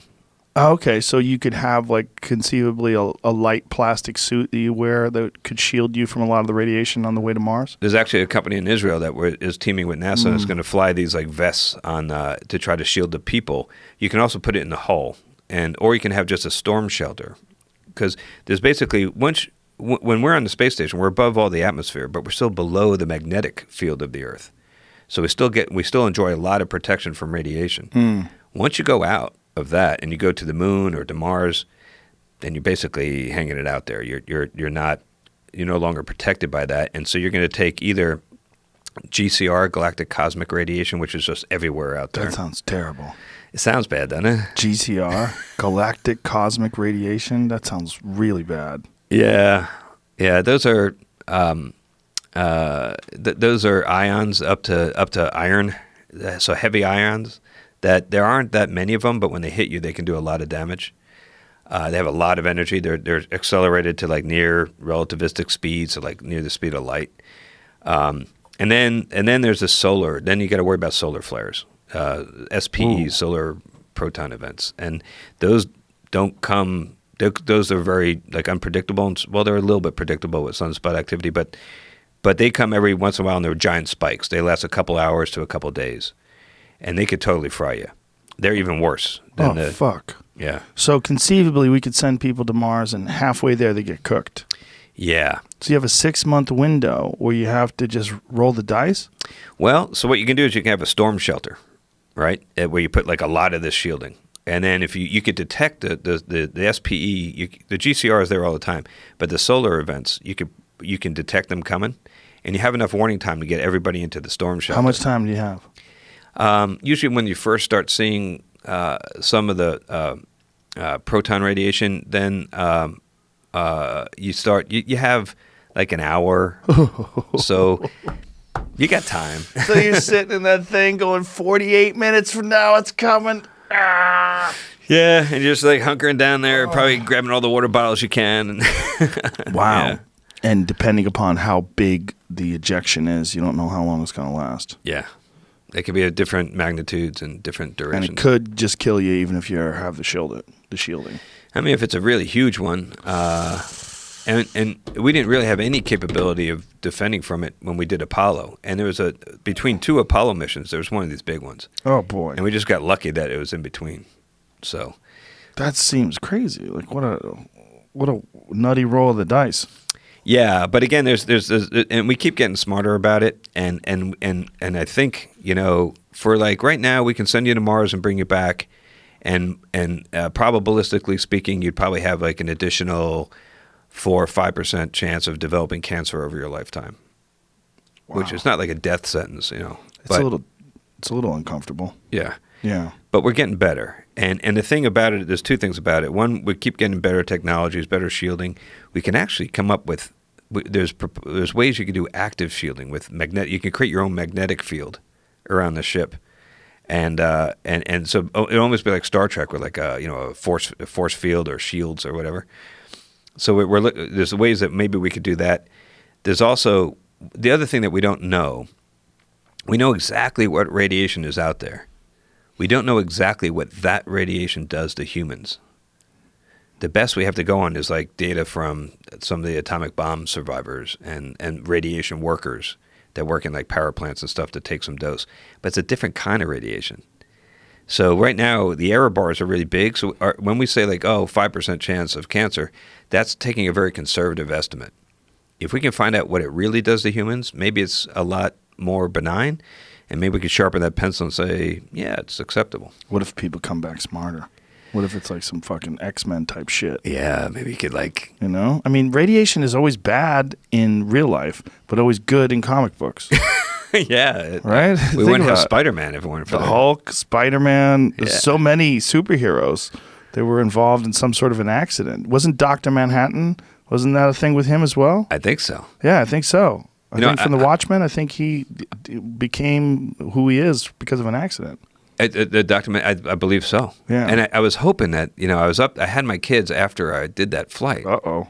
So I'm hoping that they would like one Those day. are genius kids. Yeah. How old are your kids now? I got a 9-year-old boy and a 2-year-old girl. Notice anything unusual about them? I did notice one day the 2-year-old girl was concentrating on her blocks and one of them started floating. But Man. So what changes have been made since you go from the old shuttle model of that technology to the SpaceX Dragon Crew thing? Probably the single biggest change is we've gotten a lot better at electronics and software. So the vehicle is highly automated, and that's why we can fly like normal people that don't have like years and years of training, because it's so much more smarter than the shuttle. The shuttle. You shouldn't say so much more smarter. So much smarter. But you're such a genius. You're not supposed to use language like that. You're a goddamn astronaut. So much more smarter. Yeah, all right. That sounds like something I would say. You got to talk better than that, bro. Yeah, I know. I'm sorry, though. Sorry to interrupt you. That was math was always my thing. My verbal SATs weren't that spectacular, but so it's much more smarter. And what about there was always an issue with the tiles, right? With the reentry tiles, and then that's what did Challenger, which one was it? Columbia. Yeah. That's what did Columbia. And the new design, have they made advances in how that stuff is applied, or is it a different surface they use? Yeah, so that is something that's also not really a worry anymore. The reason that Columbia took that damage was it was foam, like the big orange tank that's behind the space shuttle. It sticks up above the space shuttle, and some foam fell off of it. And we always had some foam shedding off the thing. And in the beginning, we took that very, very seriously as a major problem. But the thing is this concept of I'm gonna forget the name of it now. Well, let me just describe it. So you get away with something for so long that you begin. It's normalization of deviance. That's what it's called. So it's when you get away with something for so long that something that was a deviant thing or something that was bad is treated as a normal thing. And that's what happened to us. Because we knew that foam coming off could do damage to the space shuttle. And in the beginning, we tried really hard to do something about it, and we treated it very seriously. But it was hard. We couldn't really come up with an easy fix. In the meantime, we're flying, and nothing bad was happening. What was really happening is we were getting lucky. And then eventually, a big piece came off, hit Columbia right in the wing, and it shattered, made a big hole in the side of the wing, but nobody knew for sure. And they made a bad decision to not investigate it further, assumed it was okay, brought him home, and obviously you know what happened. So it could be possible to fix something like that if they had known? It could have been possible. We did a lot of things. Like when I flew, we had a lot of things in place to try to fix that. One, we got rid of a lot of the foam that was unnecessary. We tried to do things to stop the foam. We also had ways of detecting it so that we would know. We had sensors in the wings. We added a maneuver we do when we fly up to the space station. We did like a pitch over where we took photographs of the heat shield to see if anything got hit. So at least we would know, and then we could shelter in place on the space station. So there's a lot of things we could do with the shuttle, but the thing about with Dragon and Starliner and the new vehicles is they sit on top. So there's any foam that comes off the rocket is not going to hit you. So the problem solved. So that's one example of how we don't have to worry about that anymore. Now, is the surface different? Do they still have the same kind of tiles? The heat shield is. Can I see what it looks like again? The heat shield is the material on the side of the capsule, on the walls of the capsule, is made out of silica, so it's similar to the tiles, but the material that's in the heat shield itself is an ablative material. It means it kind of like as it heats up, it flakes off and it takes the heat away with it, and that's kind of more similar to like it was during Apollo. It's a much more advanced. Wow! Look at that thing. Yeah, isn't that cool? Can we see that? Can we go there? Will they give us a tour? I bet we can. I bet we might be able to pull that off. Dude, I want to see a spaceship. The guy you should have asked was my boss when he was here. Yeah, we were talking about other shit. I know. Well, I got. He's got the keys to the factory, but there she is on the launch pad. Wow. So that white stuff at the top on the capsule itself, that's kind of like the same material as the tiles, but the heat shield on the bottom is called pica, phenolic impregnated carbon ablator. So it's a different, very high tech material that is really, really good at withstanding tremendous amounts of heat. That heat shield is way oversized. You could use that thing at least 10 times. And it really was originally designed for actually entries coming back from the moon when you're going much faster, and you build up a lot more heat when you hit the atmosphere than just coming back from the space station. So ultimately, that's the goal for these things: to take people to the moon, to take people to Mars, to take people. Well, and reusable, right? This is just a start. So reusability is key, and there's elements of this vehicle that are not reusable. That trunk you see, the cylinder below the capsule is not reusable. We throw that away. The second stage on the Falcon 9 we throw away. And, Elon hates that. The Holy Grail is 100% reusable, but affordable reusability, where you don't have to spend like a gazillion dollars refurbishing it in between flights. And we're getting there. And the next vehicle is going to be the real. That's going to be the real. Hopefully, we will get that Holy Grail with this Starship that we're working on now. So there's a top secret one that you can't talk about? Is that what it is? You seem hesitant. Well, it's just, we got a lot of development going on, and it's not top secret. I mean, Elon went down and did a press conference in front of it in Texas not too long ago. And showed what it looked like? Yeah. Is this it right here? This is one of the tests. I think it's called Starhopper? So this was a beginning. This is a test bed to test the engine to make sure that we can. Oh, that's fake. That's real. That's real? That is Come not, on. That is not CGI. Really? That's real. the thing? That's the thing. Whoa. Now the real thing is going to look just like that. This is really testing the engine and the sensors and the electronics. Look at what is the jet coming out of the bottom? The bottom is a Raptor engine. It's burning liquid methane and liquid oxygen, and then those puffs at the top are cold gas thrusters just to keep it pointing in the right way. And so that's landing now. Yeah. My God, that's amazing. Isn't that awesome? That is amazing. Look how gently it lands. Yeah. Dude, that seems like science fiction. I know. That's what I'm telling you. Like this thing, and I know that the guys up in Blue Origin at Jeff Bezos' company has got all kinds of incredible stuff on their drawing board. 2020 is the start, but it's just the start. Show me that again. I need to see that again. I need to see that video. Find better pictures of it. Oh, okay. There it is. Yeah, but I want to see that thing land again. That video of it landing is crazy. I think I got lucky. Did you? Hold on. It's so crazy, though. The image, to see it gently come down and perfectly land. Like, look at that, man. That looks like some War of the Worlds type shit. Like, that's in a Tom Cruise movie, right? Yeah. Like, if they were flying over Earth and they were starting to land. My God, that's amazing. Yeah, I remember when Elon first talked about landing rockets on their tails, he was like, I think I remember him saying, yeah, we want to do it just like Buck Rogers. So, of course he said that. So I'm working with Ron Moore on this TV show I'm working on now. Wow, look at that thing.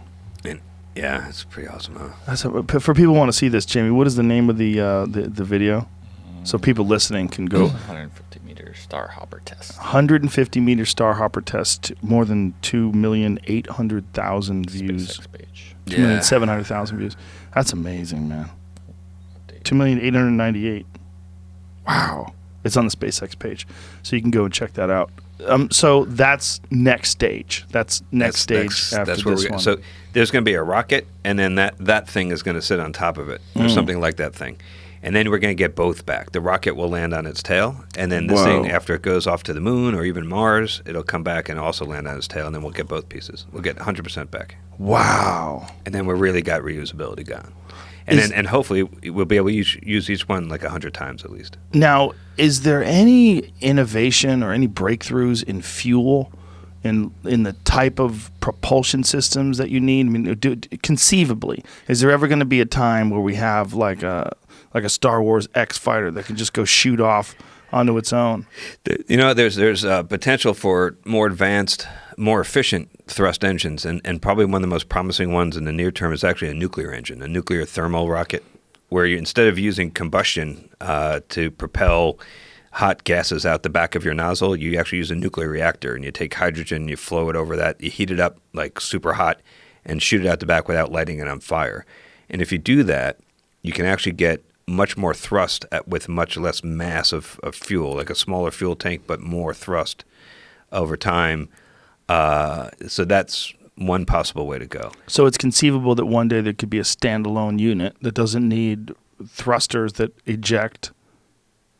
Oh, it still would look like a regular rocket because the back of, Right. of the nozzle would still have like fire coming out the back, but it would just be superheated. Instead of lighting it on fire to heat it up, you would there you go. There we go here. Nuclear propulsion, NTP. Yeah. Nuclear thermal propulsion.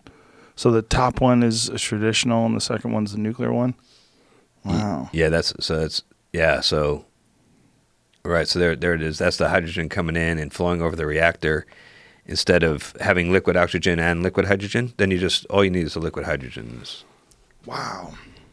So that's one way, but in the short term, the advance you're seeing there with that Star Hopper is that it's still a traditional chemical propulsion rocket, so it's got fuel and oxidizer, which is liquid oxygen.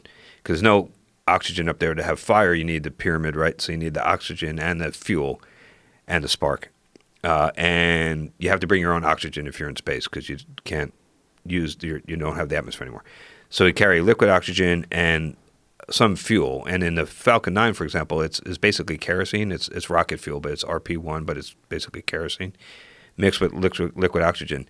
The engine you saw in that Star Hopper is advanced and different because what it still uses liquid oxygen, but instead of kerosene, it uses liquid methane. And it's actually not as efficient quite. It doesn't have quite the specific impulse, which is a measure of efficiency. It doesn't have that quite as good as hydrogen. It's better than kerosene, but not quite as good as hydrogen. But here's the thing. You can make it on Mars. And that's why Elon's building that engine. Because you can go to Mars and you don't have to bring your gas to come home.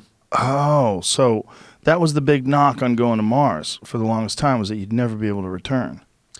You have to wait 2 years for the trajectory for the planets to come back around, so you have a window to come home. So you do have to stay a while. But the beautiful thing is if you can go someplace and gas up again, fill up your tank without having to bring all the gas with you, that's huge, right? You can carry so much more that way. And that's with the carbon dioxide that's in the Martian atmosphere and the water that's in the ice that's on the surface of Mars, you can have a reaction, a process that allows you to take those two things and make liquid methane. And you could have a tank of that ready to go and all done robotically. You can get the telemetry back saying, we got the gas, and then you go. Now, how much are things going to accelerate now that you have all these different companies competing against each other? That's what's beautiful is like the pace of technological change is like really going exponential again, just kind of like it was during Apollo. So we're back onto that really rapid, that fast track. We kind of fell off of that for a little while. And the nice thing about people ask me, like, what's the biggest difference between working at SpaceX and working at NASA? And I would say it's decision speed, because we'll make up our mind quickly. Now, the reason we can do that is we got a tremendous amount of agility, because sometimes when you make up your mind quickly, you make the wrong decision, right? Yeah. But if you hurry up and figure out that you made the wrong decision and you have the agility to then say, okay, that was not right, let's try something else, then it works.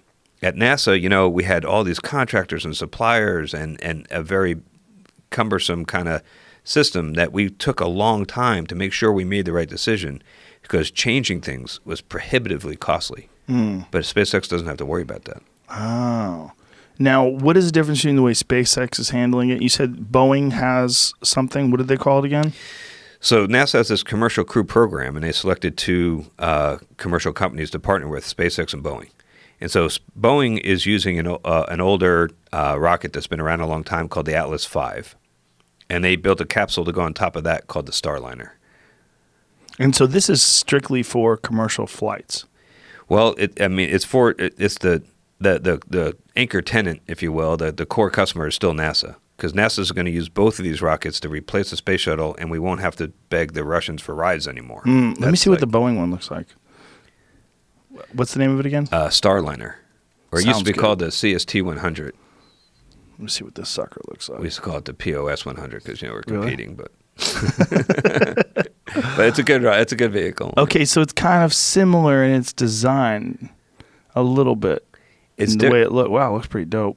Yeah, one key difference is it lands. We splash down in the water, and this one lands on land with those airbags. Oh wow! Fuck that. Yeah. What if those bags don't work? So is it fill up like the way they use rovers on Mars, where it's surrounded by these gigantic airbags and it bounces when it hits the ground? It doesn't bounce because that's not good for people. Robots don't mind. But if you bounce like that, you're going to be really upset. So it just hits and kind of like airbags that deploy in a car, they deflate and then you're done. And so this is on the same sort of timeline as the SpaceX ship? Yeah, I think I think SpaceX is really ready to go like in March, like very soon. But I think we're going to wait a little longer because they're talking about extending the mission for Bob and Doug and keeping them on the space station. So they need more training. Sorry, Bob and Doug. Yeah. Well, they get to hang out in space for a little while. I don't feel too bad for them. And their equipment is keeping them from losing all the bone density and muscle and everything like that. Yeah, they'll be fine. Now, when does Elon go to space? Oh, wow. I mean, how well do you have to have the system working before you put the boss in the capsule and shoot him off into the heavens? He's got a lot of work to do here, so I don't think he's going anytime soon. But he does eventually, when we get this up and running, he does eventually want to go. He talks about he wants to die on Mars, just not on impact. Boy. You know that joke he gives. Yeah. So that's he's serious about that. He really does want to die on Mars. Like if he's really old. He wants to go and live the rest of his days as part of a permanent Martian colony. Oh, Elon, I got to talk to you about this.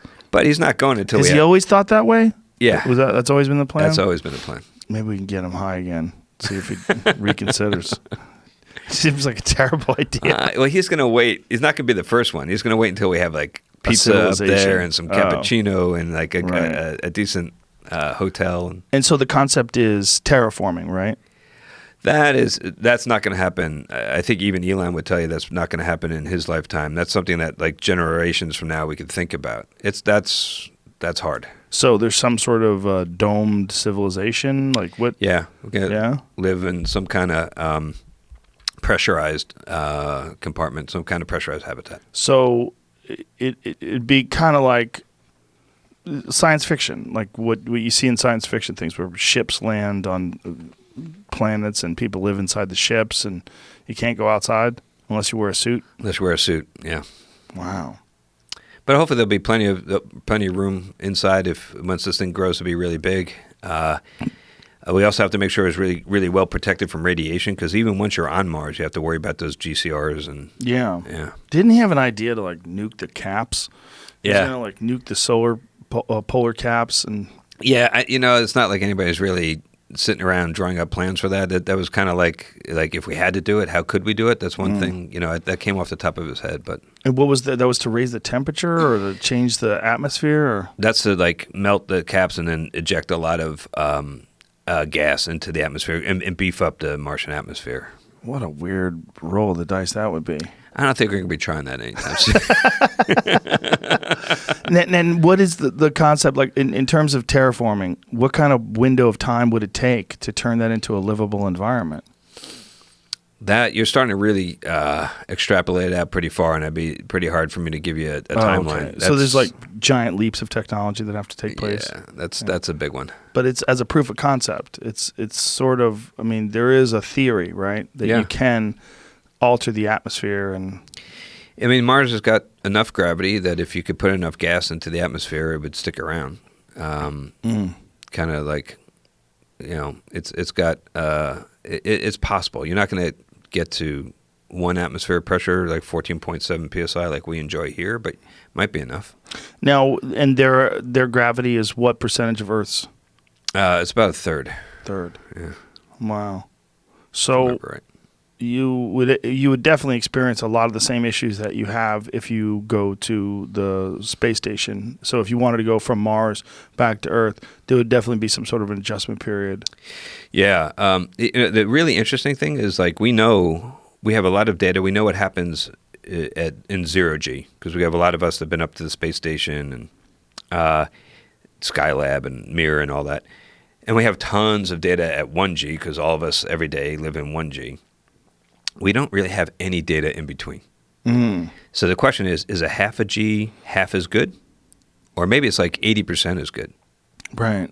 And so is it linear or is it nonlinear? We don't know. And that's why if we send people and we live on the moon, or we go to Mars and we live on Mars, and we have data, like on the moon it's about a sixth of the Earth's gravity. So we'll get points in between.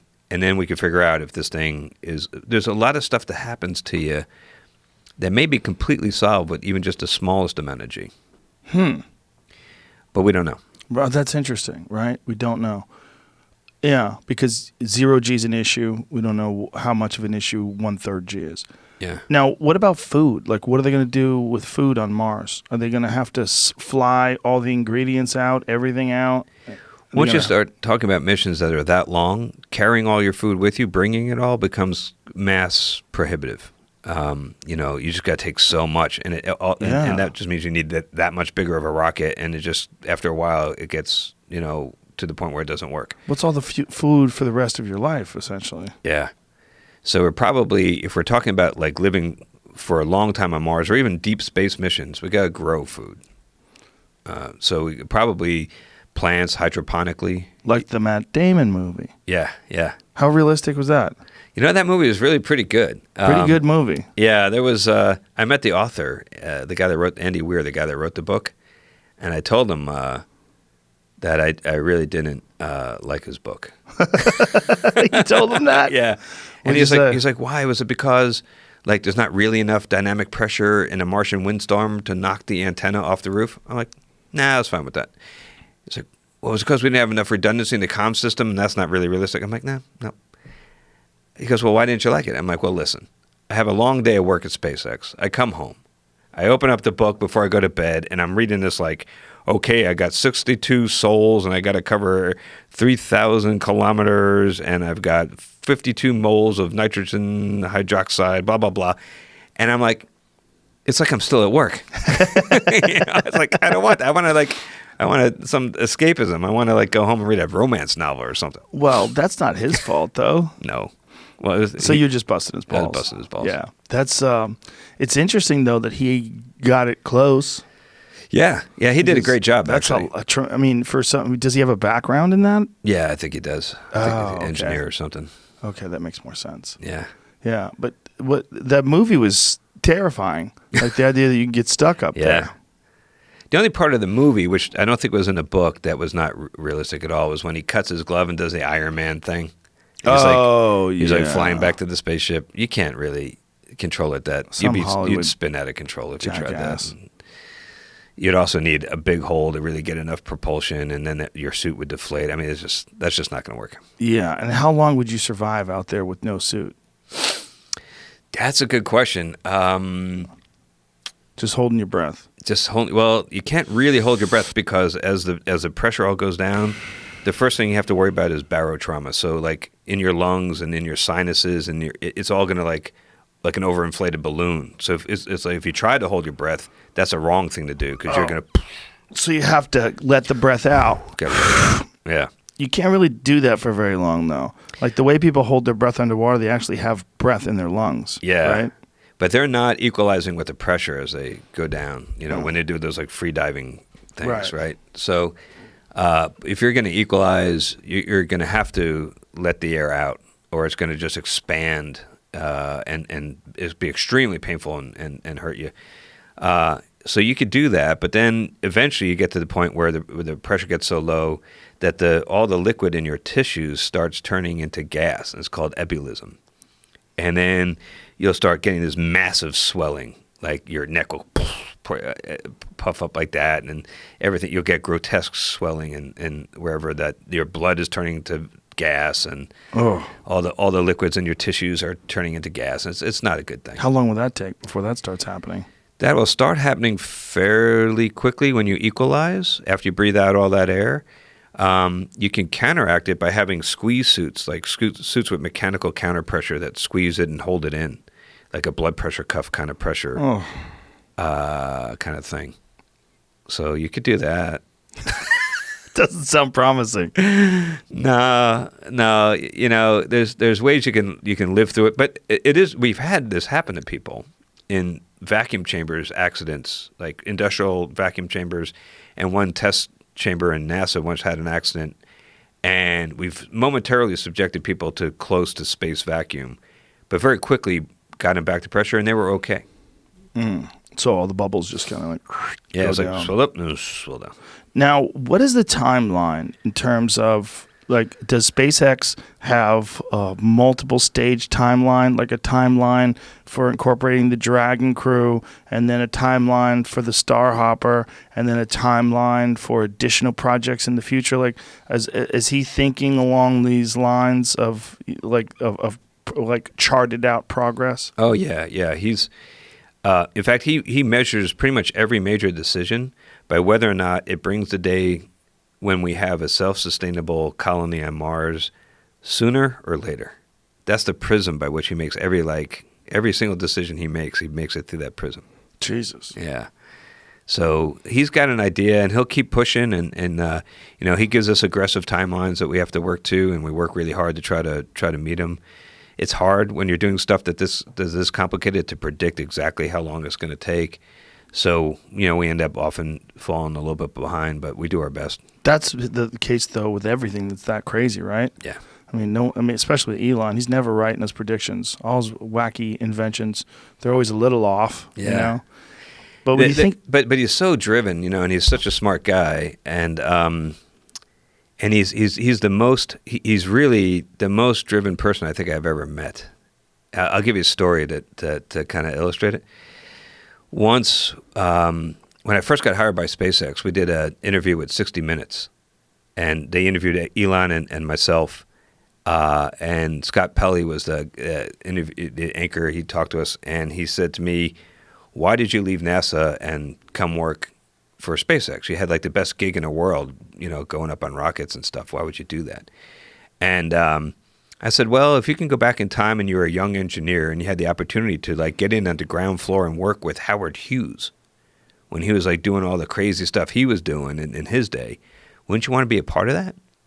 And Scott Pelley looked at me like with a deer in the headlights look, because I don't think he knew what I was talking about.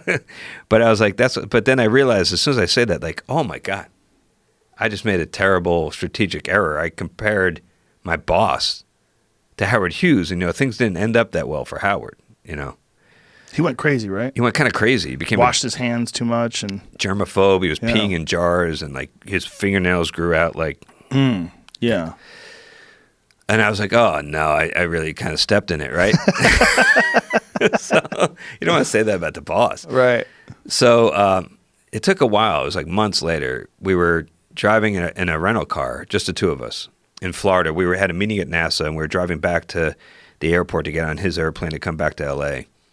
And I'm driving the car. He's sitting in the passenger seat, and I said, "Hey, boss, remember that time we're on TV and I compared you to Howard Hughes? I just want you to know I was comparing you to the young, dashing, starlet dating Howard Hughes, not the old, decrepit, peeing in jars, fingernail guy."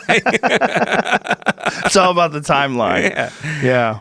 And I was, and all I got back was silence.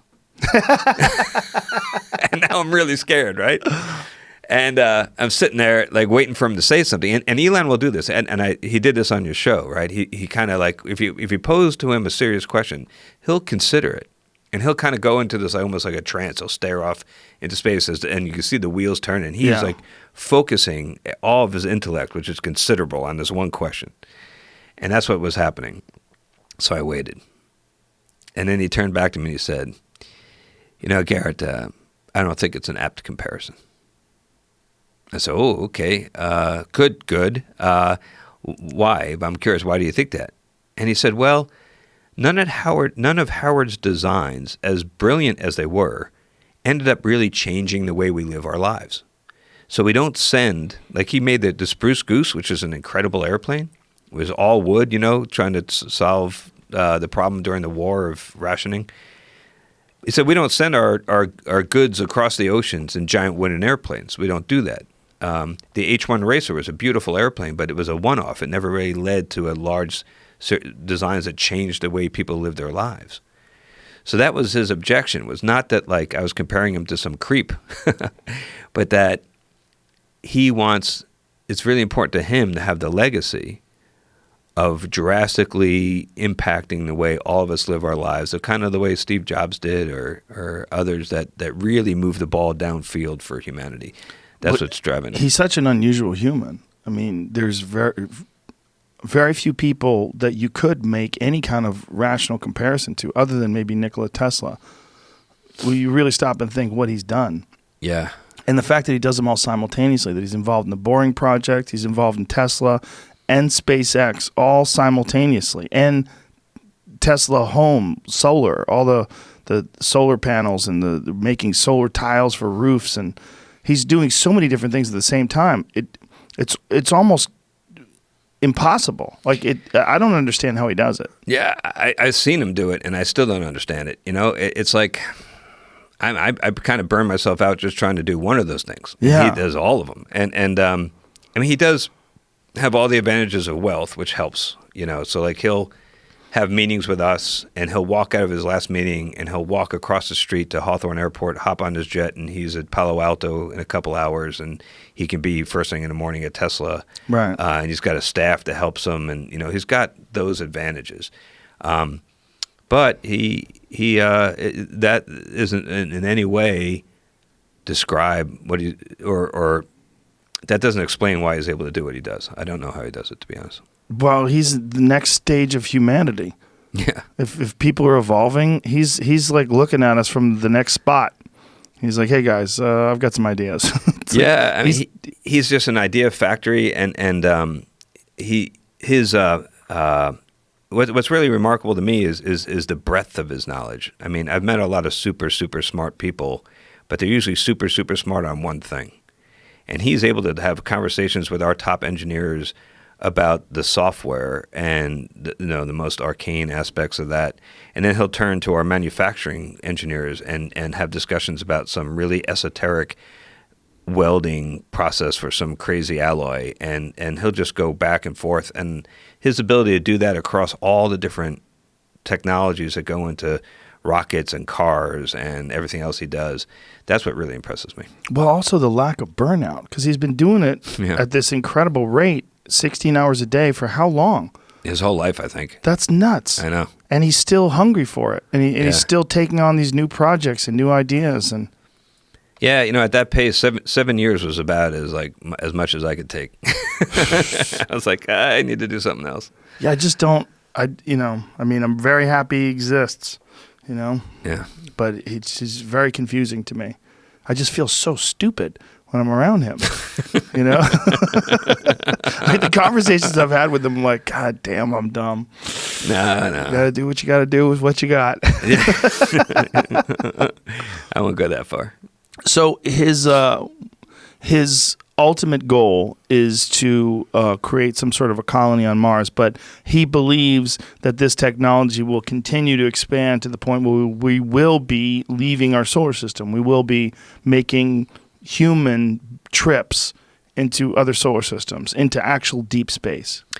Yeah, I mean, certainly, hopefully that's, at some point, if we're going to survive, if you take the really long view, the solar system's not going to last forever. Right. It's going to last plenty long. And if my kids are listening at home, don't worry. They're freaking out right now, we especially a got 2-year-old. Oh, no, Daddy said we're going to die. No, we got plenty of time. Couple billion years, kids. Relax. It's not in our lifetime. They're so funny. But eventually, we're going to have to find a new home if we're going to last forever. And we all hope that we last forever as a species, right? So, or at least most of us do. So, eventually we got to get there, but we got plenty of time. In the short term, the important thing is at least getting out, so we're not in just one place in the solar system, because this, something bad could happen to this planet, sure, and we got no backup.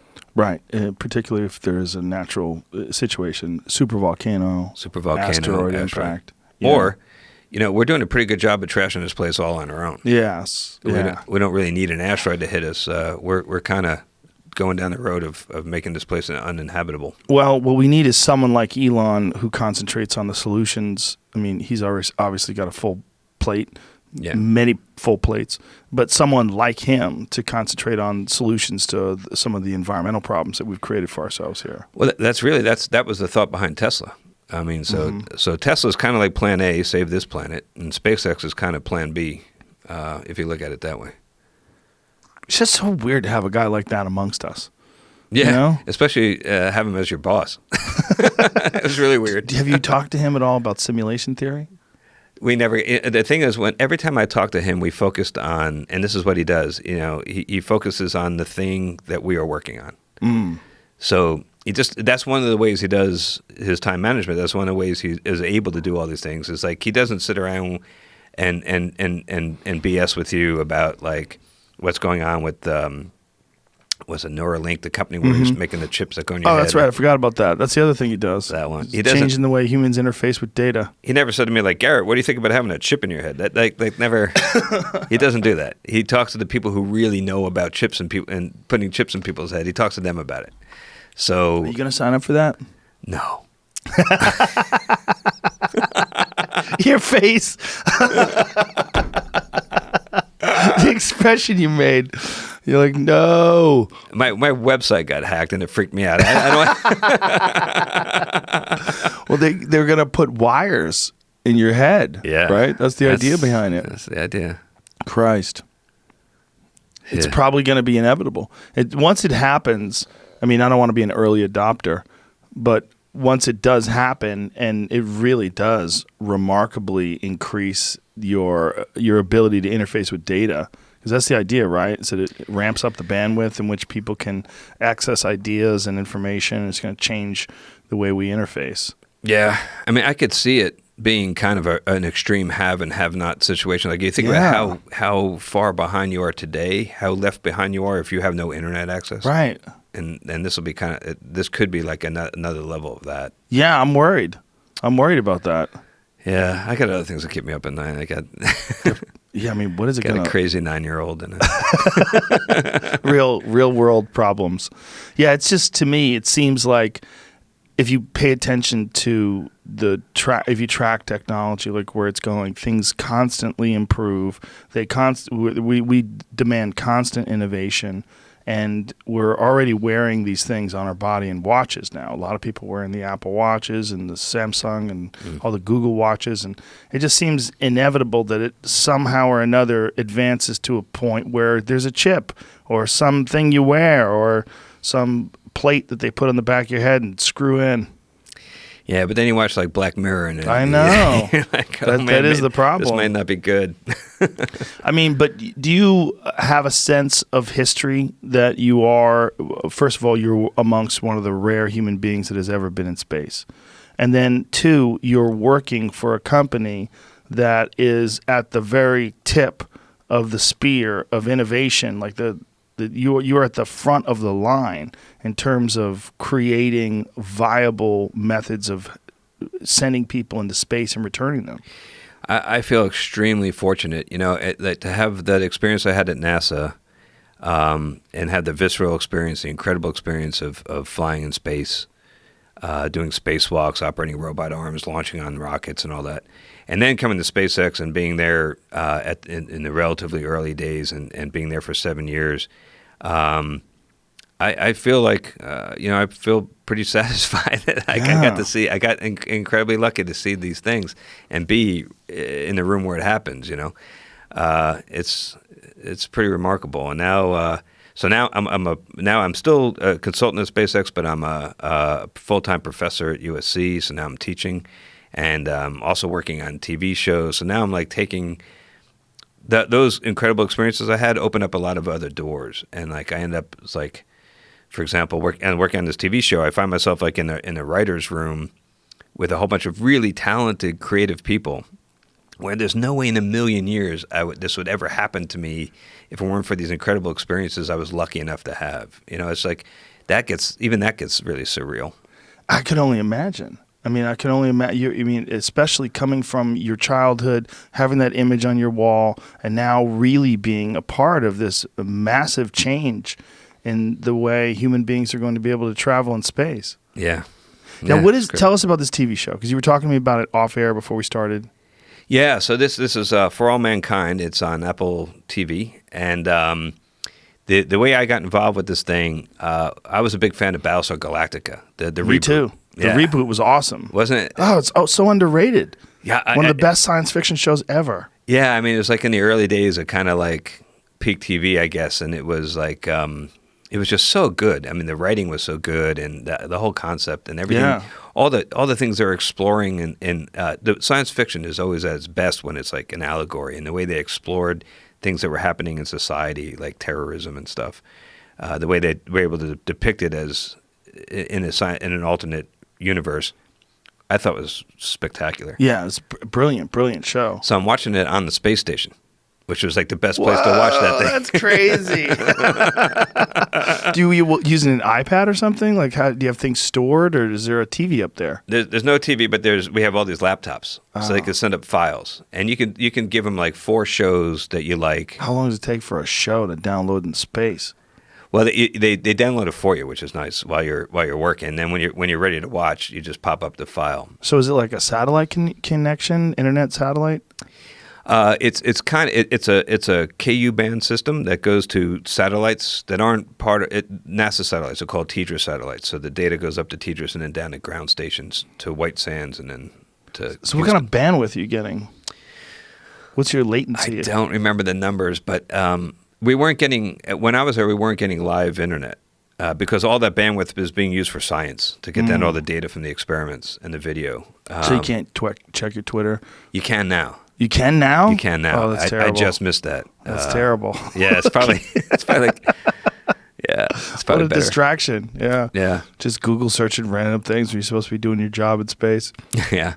So you get these shows and you're watching Battlestar Galactica on your laptop. I'm watching Battlestar Galactica, Colbert Report, Daily Show, and like New York Yankees games. So I'm watching. Wow. That's what I'm watching. Wow. You're not watching Yankees games in real time, right? No, pre-recorded. Oh, wow. Still though.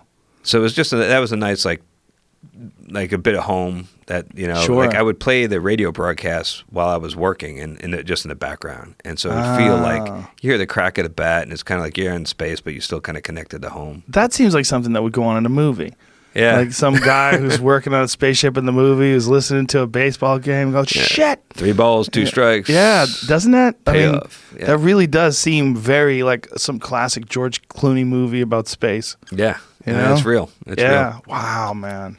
How weird did that feel? That does feel so surreal that you were that guy up there with a laptop. Yeah. I mean, and like Battlestar, I'm watching Battlestar, and they're like, now I'm in the final season, and they're like finding Earth, and I'm like, it's right there. You're in a spaceship. How many people have watched Battlestar Galactica while in a spaceship? You might be the only person ever. Well, my commander was watching it too, so there's at least two of us. Two of you. But so they ask you, like, are there any celebrities you'd like to chat with while you're up there? And they will go out and get them for you, the kind of morale boost thing. Oh, wow. And so I said, I want to talk to Ron Moore and David Icke, who are the creators of Battlestar. Mm-hmm. Right?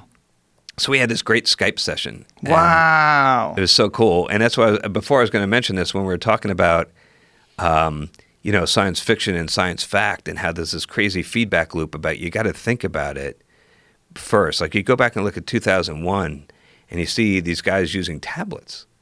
In 1968 that movie came out.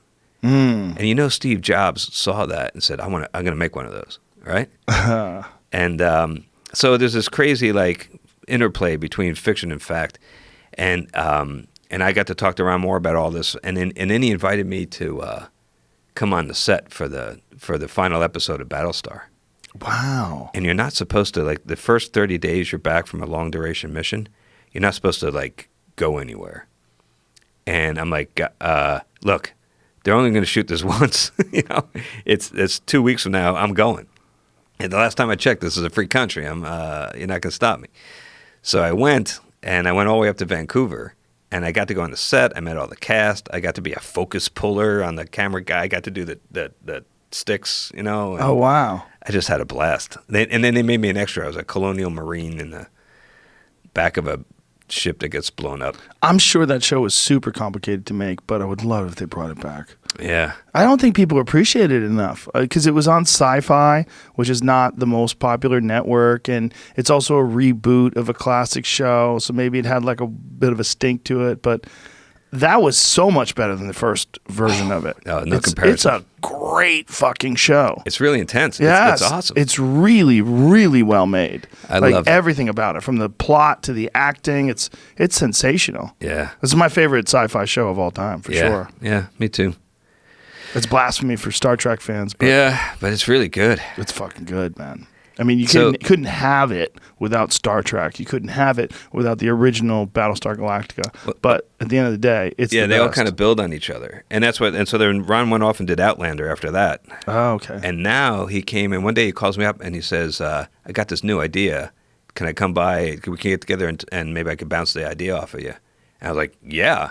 So he came to SpaceX and I gave him a tour of the place, and then we sat down in the cafe, and he said, "Okay, so I'm thinking about doing a show about NASA back in like the 70s. And be kind of like a period piece. It'd be kind of like we'd have a cast of characters, but they're all working on Apollo. And it would be true to real life, but it would be the drama of the people behind the scenes." I said, "Oh, that sounds pretty cool." He goes, "Yeah, I'm also toying around with a slight twist to that where we use an alternate reality. And in this alternate reality, we start at that point, but things turn out differently. And we started talking about like how close the Russians were to actually beating us to the moon, which not a lot of people know about. But when I was over there in Moscow, I got to see actually they have a warehouse where they still have their lunar lander, for example, that they built. They were really working hard on it. So we started what-ifing, like, well, what if the Russians got there first? What would America have done? How would things be different today if that seminal moment of Neil and Buzz stepping out on the moon was instead Alexei Leonov, a cosmonaut, doing it, right? And I was like, that is freaking genius. I mean, that was like I thought I want to see that show. That's like a great premise. And he pitched that to Apple, and they bought it. And then he called me up and said, "You want to work on the show?" And I'm like, "Yeah." That's so cool. What is your role? What do you do there? I'm a technical consultant, one of a couple. We have another group of people, a couple other people that help out too.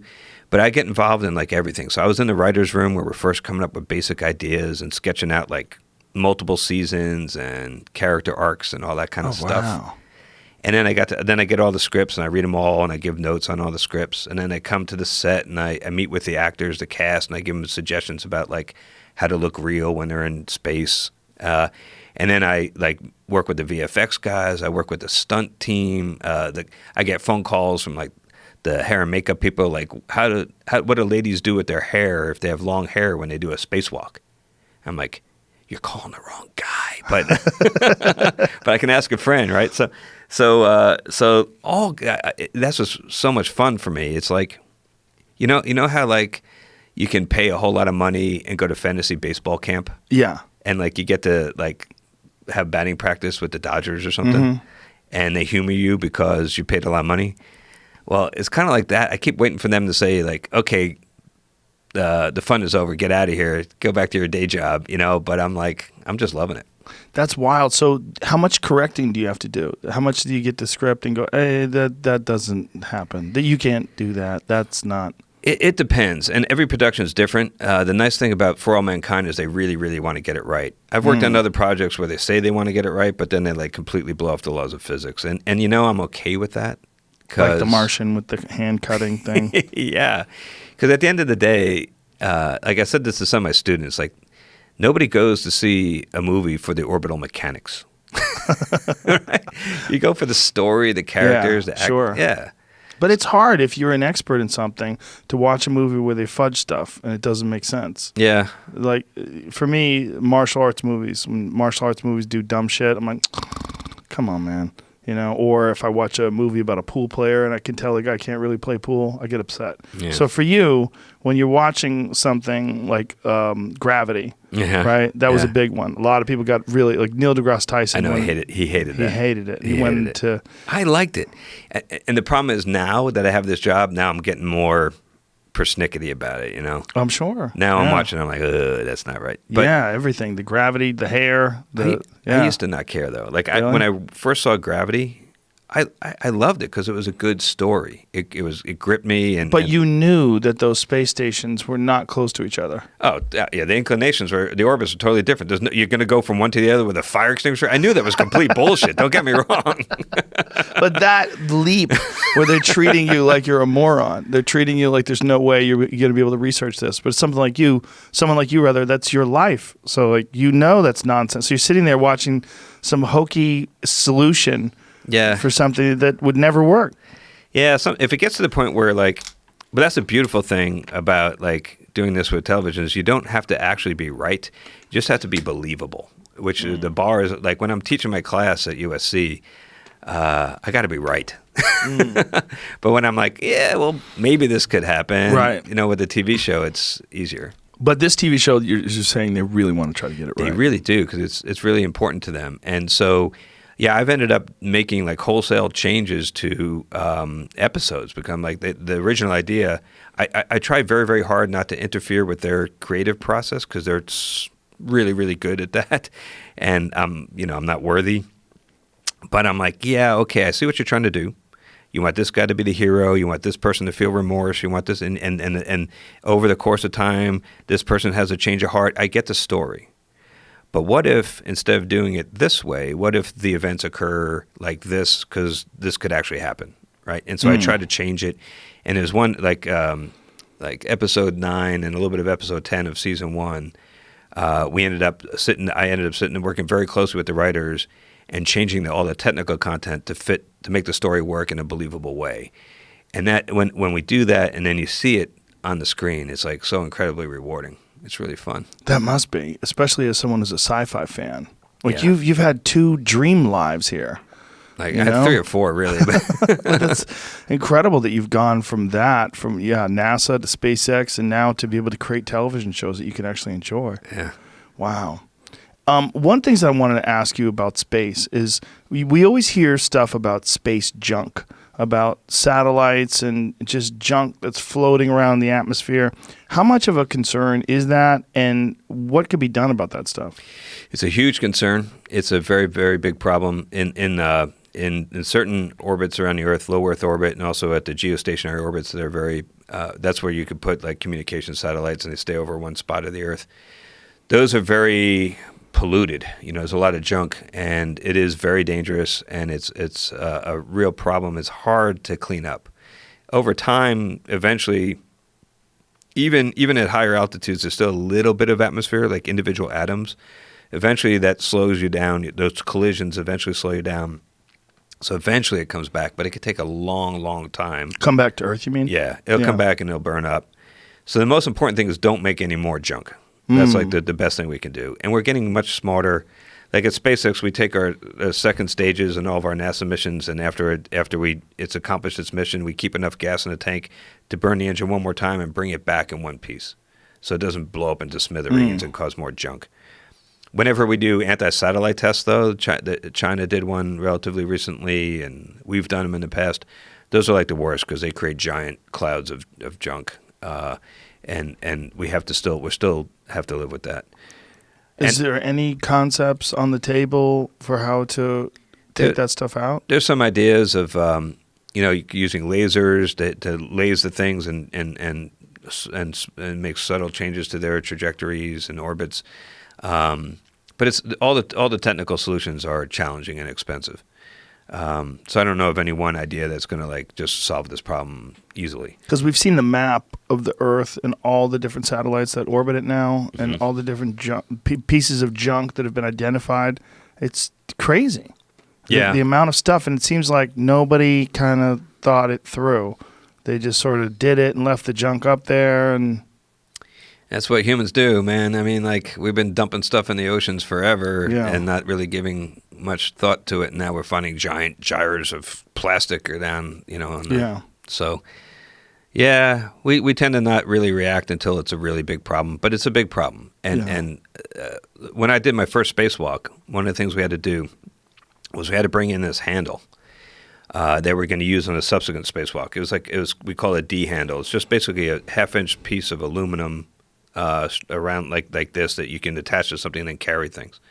So we had this big chunk of aluminum, and we brought it inside, and my spacewalk partner, Rick, looked at the thing when we came inside and saw a hole shot straight through it. It's like about 1 millimeter in diameter. It's really small, but it went right through this half-inch thick solid aluminum. And he looked at that, and he said, man, if that hit one of us. And he didn't have to finish that statement, because if this stuff is moving generally speaking, about 10 kilometers per second. So that's like roughly 10 times as fast as a rifle bullet. So if something like that hits you, it could be a fleck of paint hitting you at that velocity. if it hits you in the suit, you're in a 100% oxygen environment, and you're just going to flame up. I mean, you're going to instantly combust. It's going to be really a bad day. So he didn't have to, like, he said, you know, when he said that, he didn't have to finish it. And we both looked at it, and then I looked at him and I said, yeah, but you're 6'4", so statistically, much more likely it's going to hit you. More object. And besides, I was kind of behind you most of the way out there. But it'd probably go right through him and right through you, too. It probably, yeah, it might. That's what's so crazy about it is there's so much of that stuff up there. I'm always wondering, like, why doesn't it hit the space station? What? It does. It does. There's a couple of times I was inside the space station, I heard us take a hit. Whoa. So I heard the ping, but fortunately I didn't hear the ping followed by the psh. Oh, the air leaving. Yeah. So that ping is probably something bouncing off something or going through something? So the station has shielding. It's called Whipple shielding, and it's basically a piece of a wall, a thin piece of metal that stands off from the hull. So the thin piece of metal is never going to stop this thing.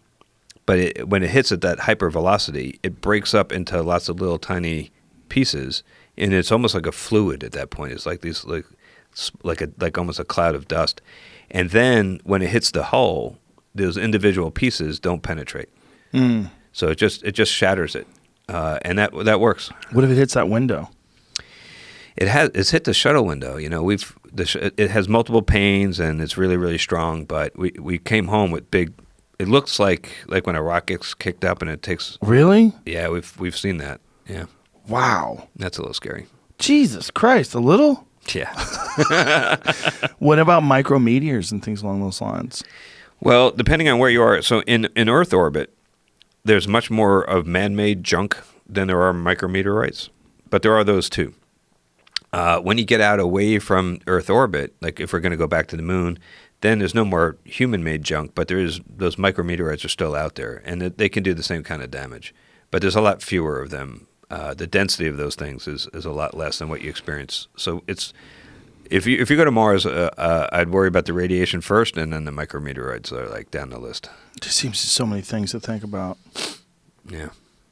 And is this all factored into your television show? Well, a lot of these things are. Can't say. I can't give any spoilers. Season 1 is available right now. It is? Okay. We could talk about that. But Season 2, I'm not allowed to give any spoilers or anything. But I could tell you that, like, yeah, there's some of these concepts end up in there, yeah. Well, listen, it's been a real pleasure having you in here, man. I really appreciate you coming here and talking about this stuff. And you've lived 3 amazing lives. You're in the middle of a third one right now. And it's you've had a pretty cool one too, man. So no, this has been a real honor and a real pleasure. Seriously, the honor's mine, man. Thank you very much. So one more time for people, it's available right now on Apple TV. For All Mankind. For All Mankind. And if people want to find you on social media, do you have... Yes, do you have everything? So you can go to my website, GarrettReisman.com. Thank you. And then on Twitter and Instagram, I'm Astro G Dog with 2 G's. Okay. Thanks, brother. Appreciate you being here, man. My pleasure. Thank you. Right. Bye, everybody.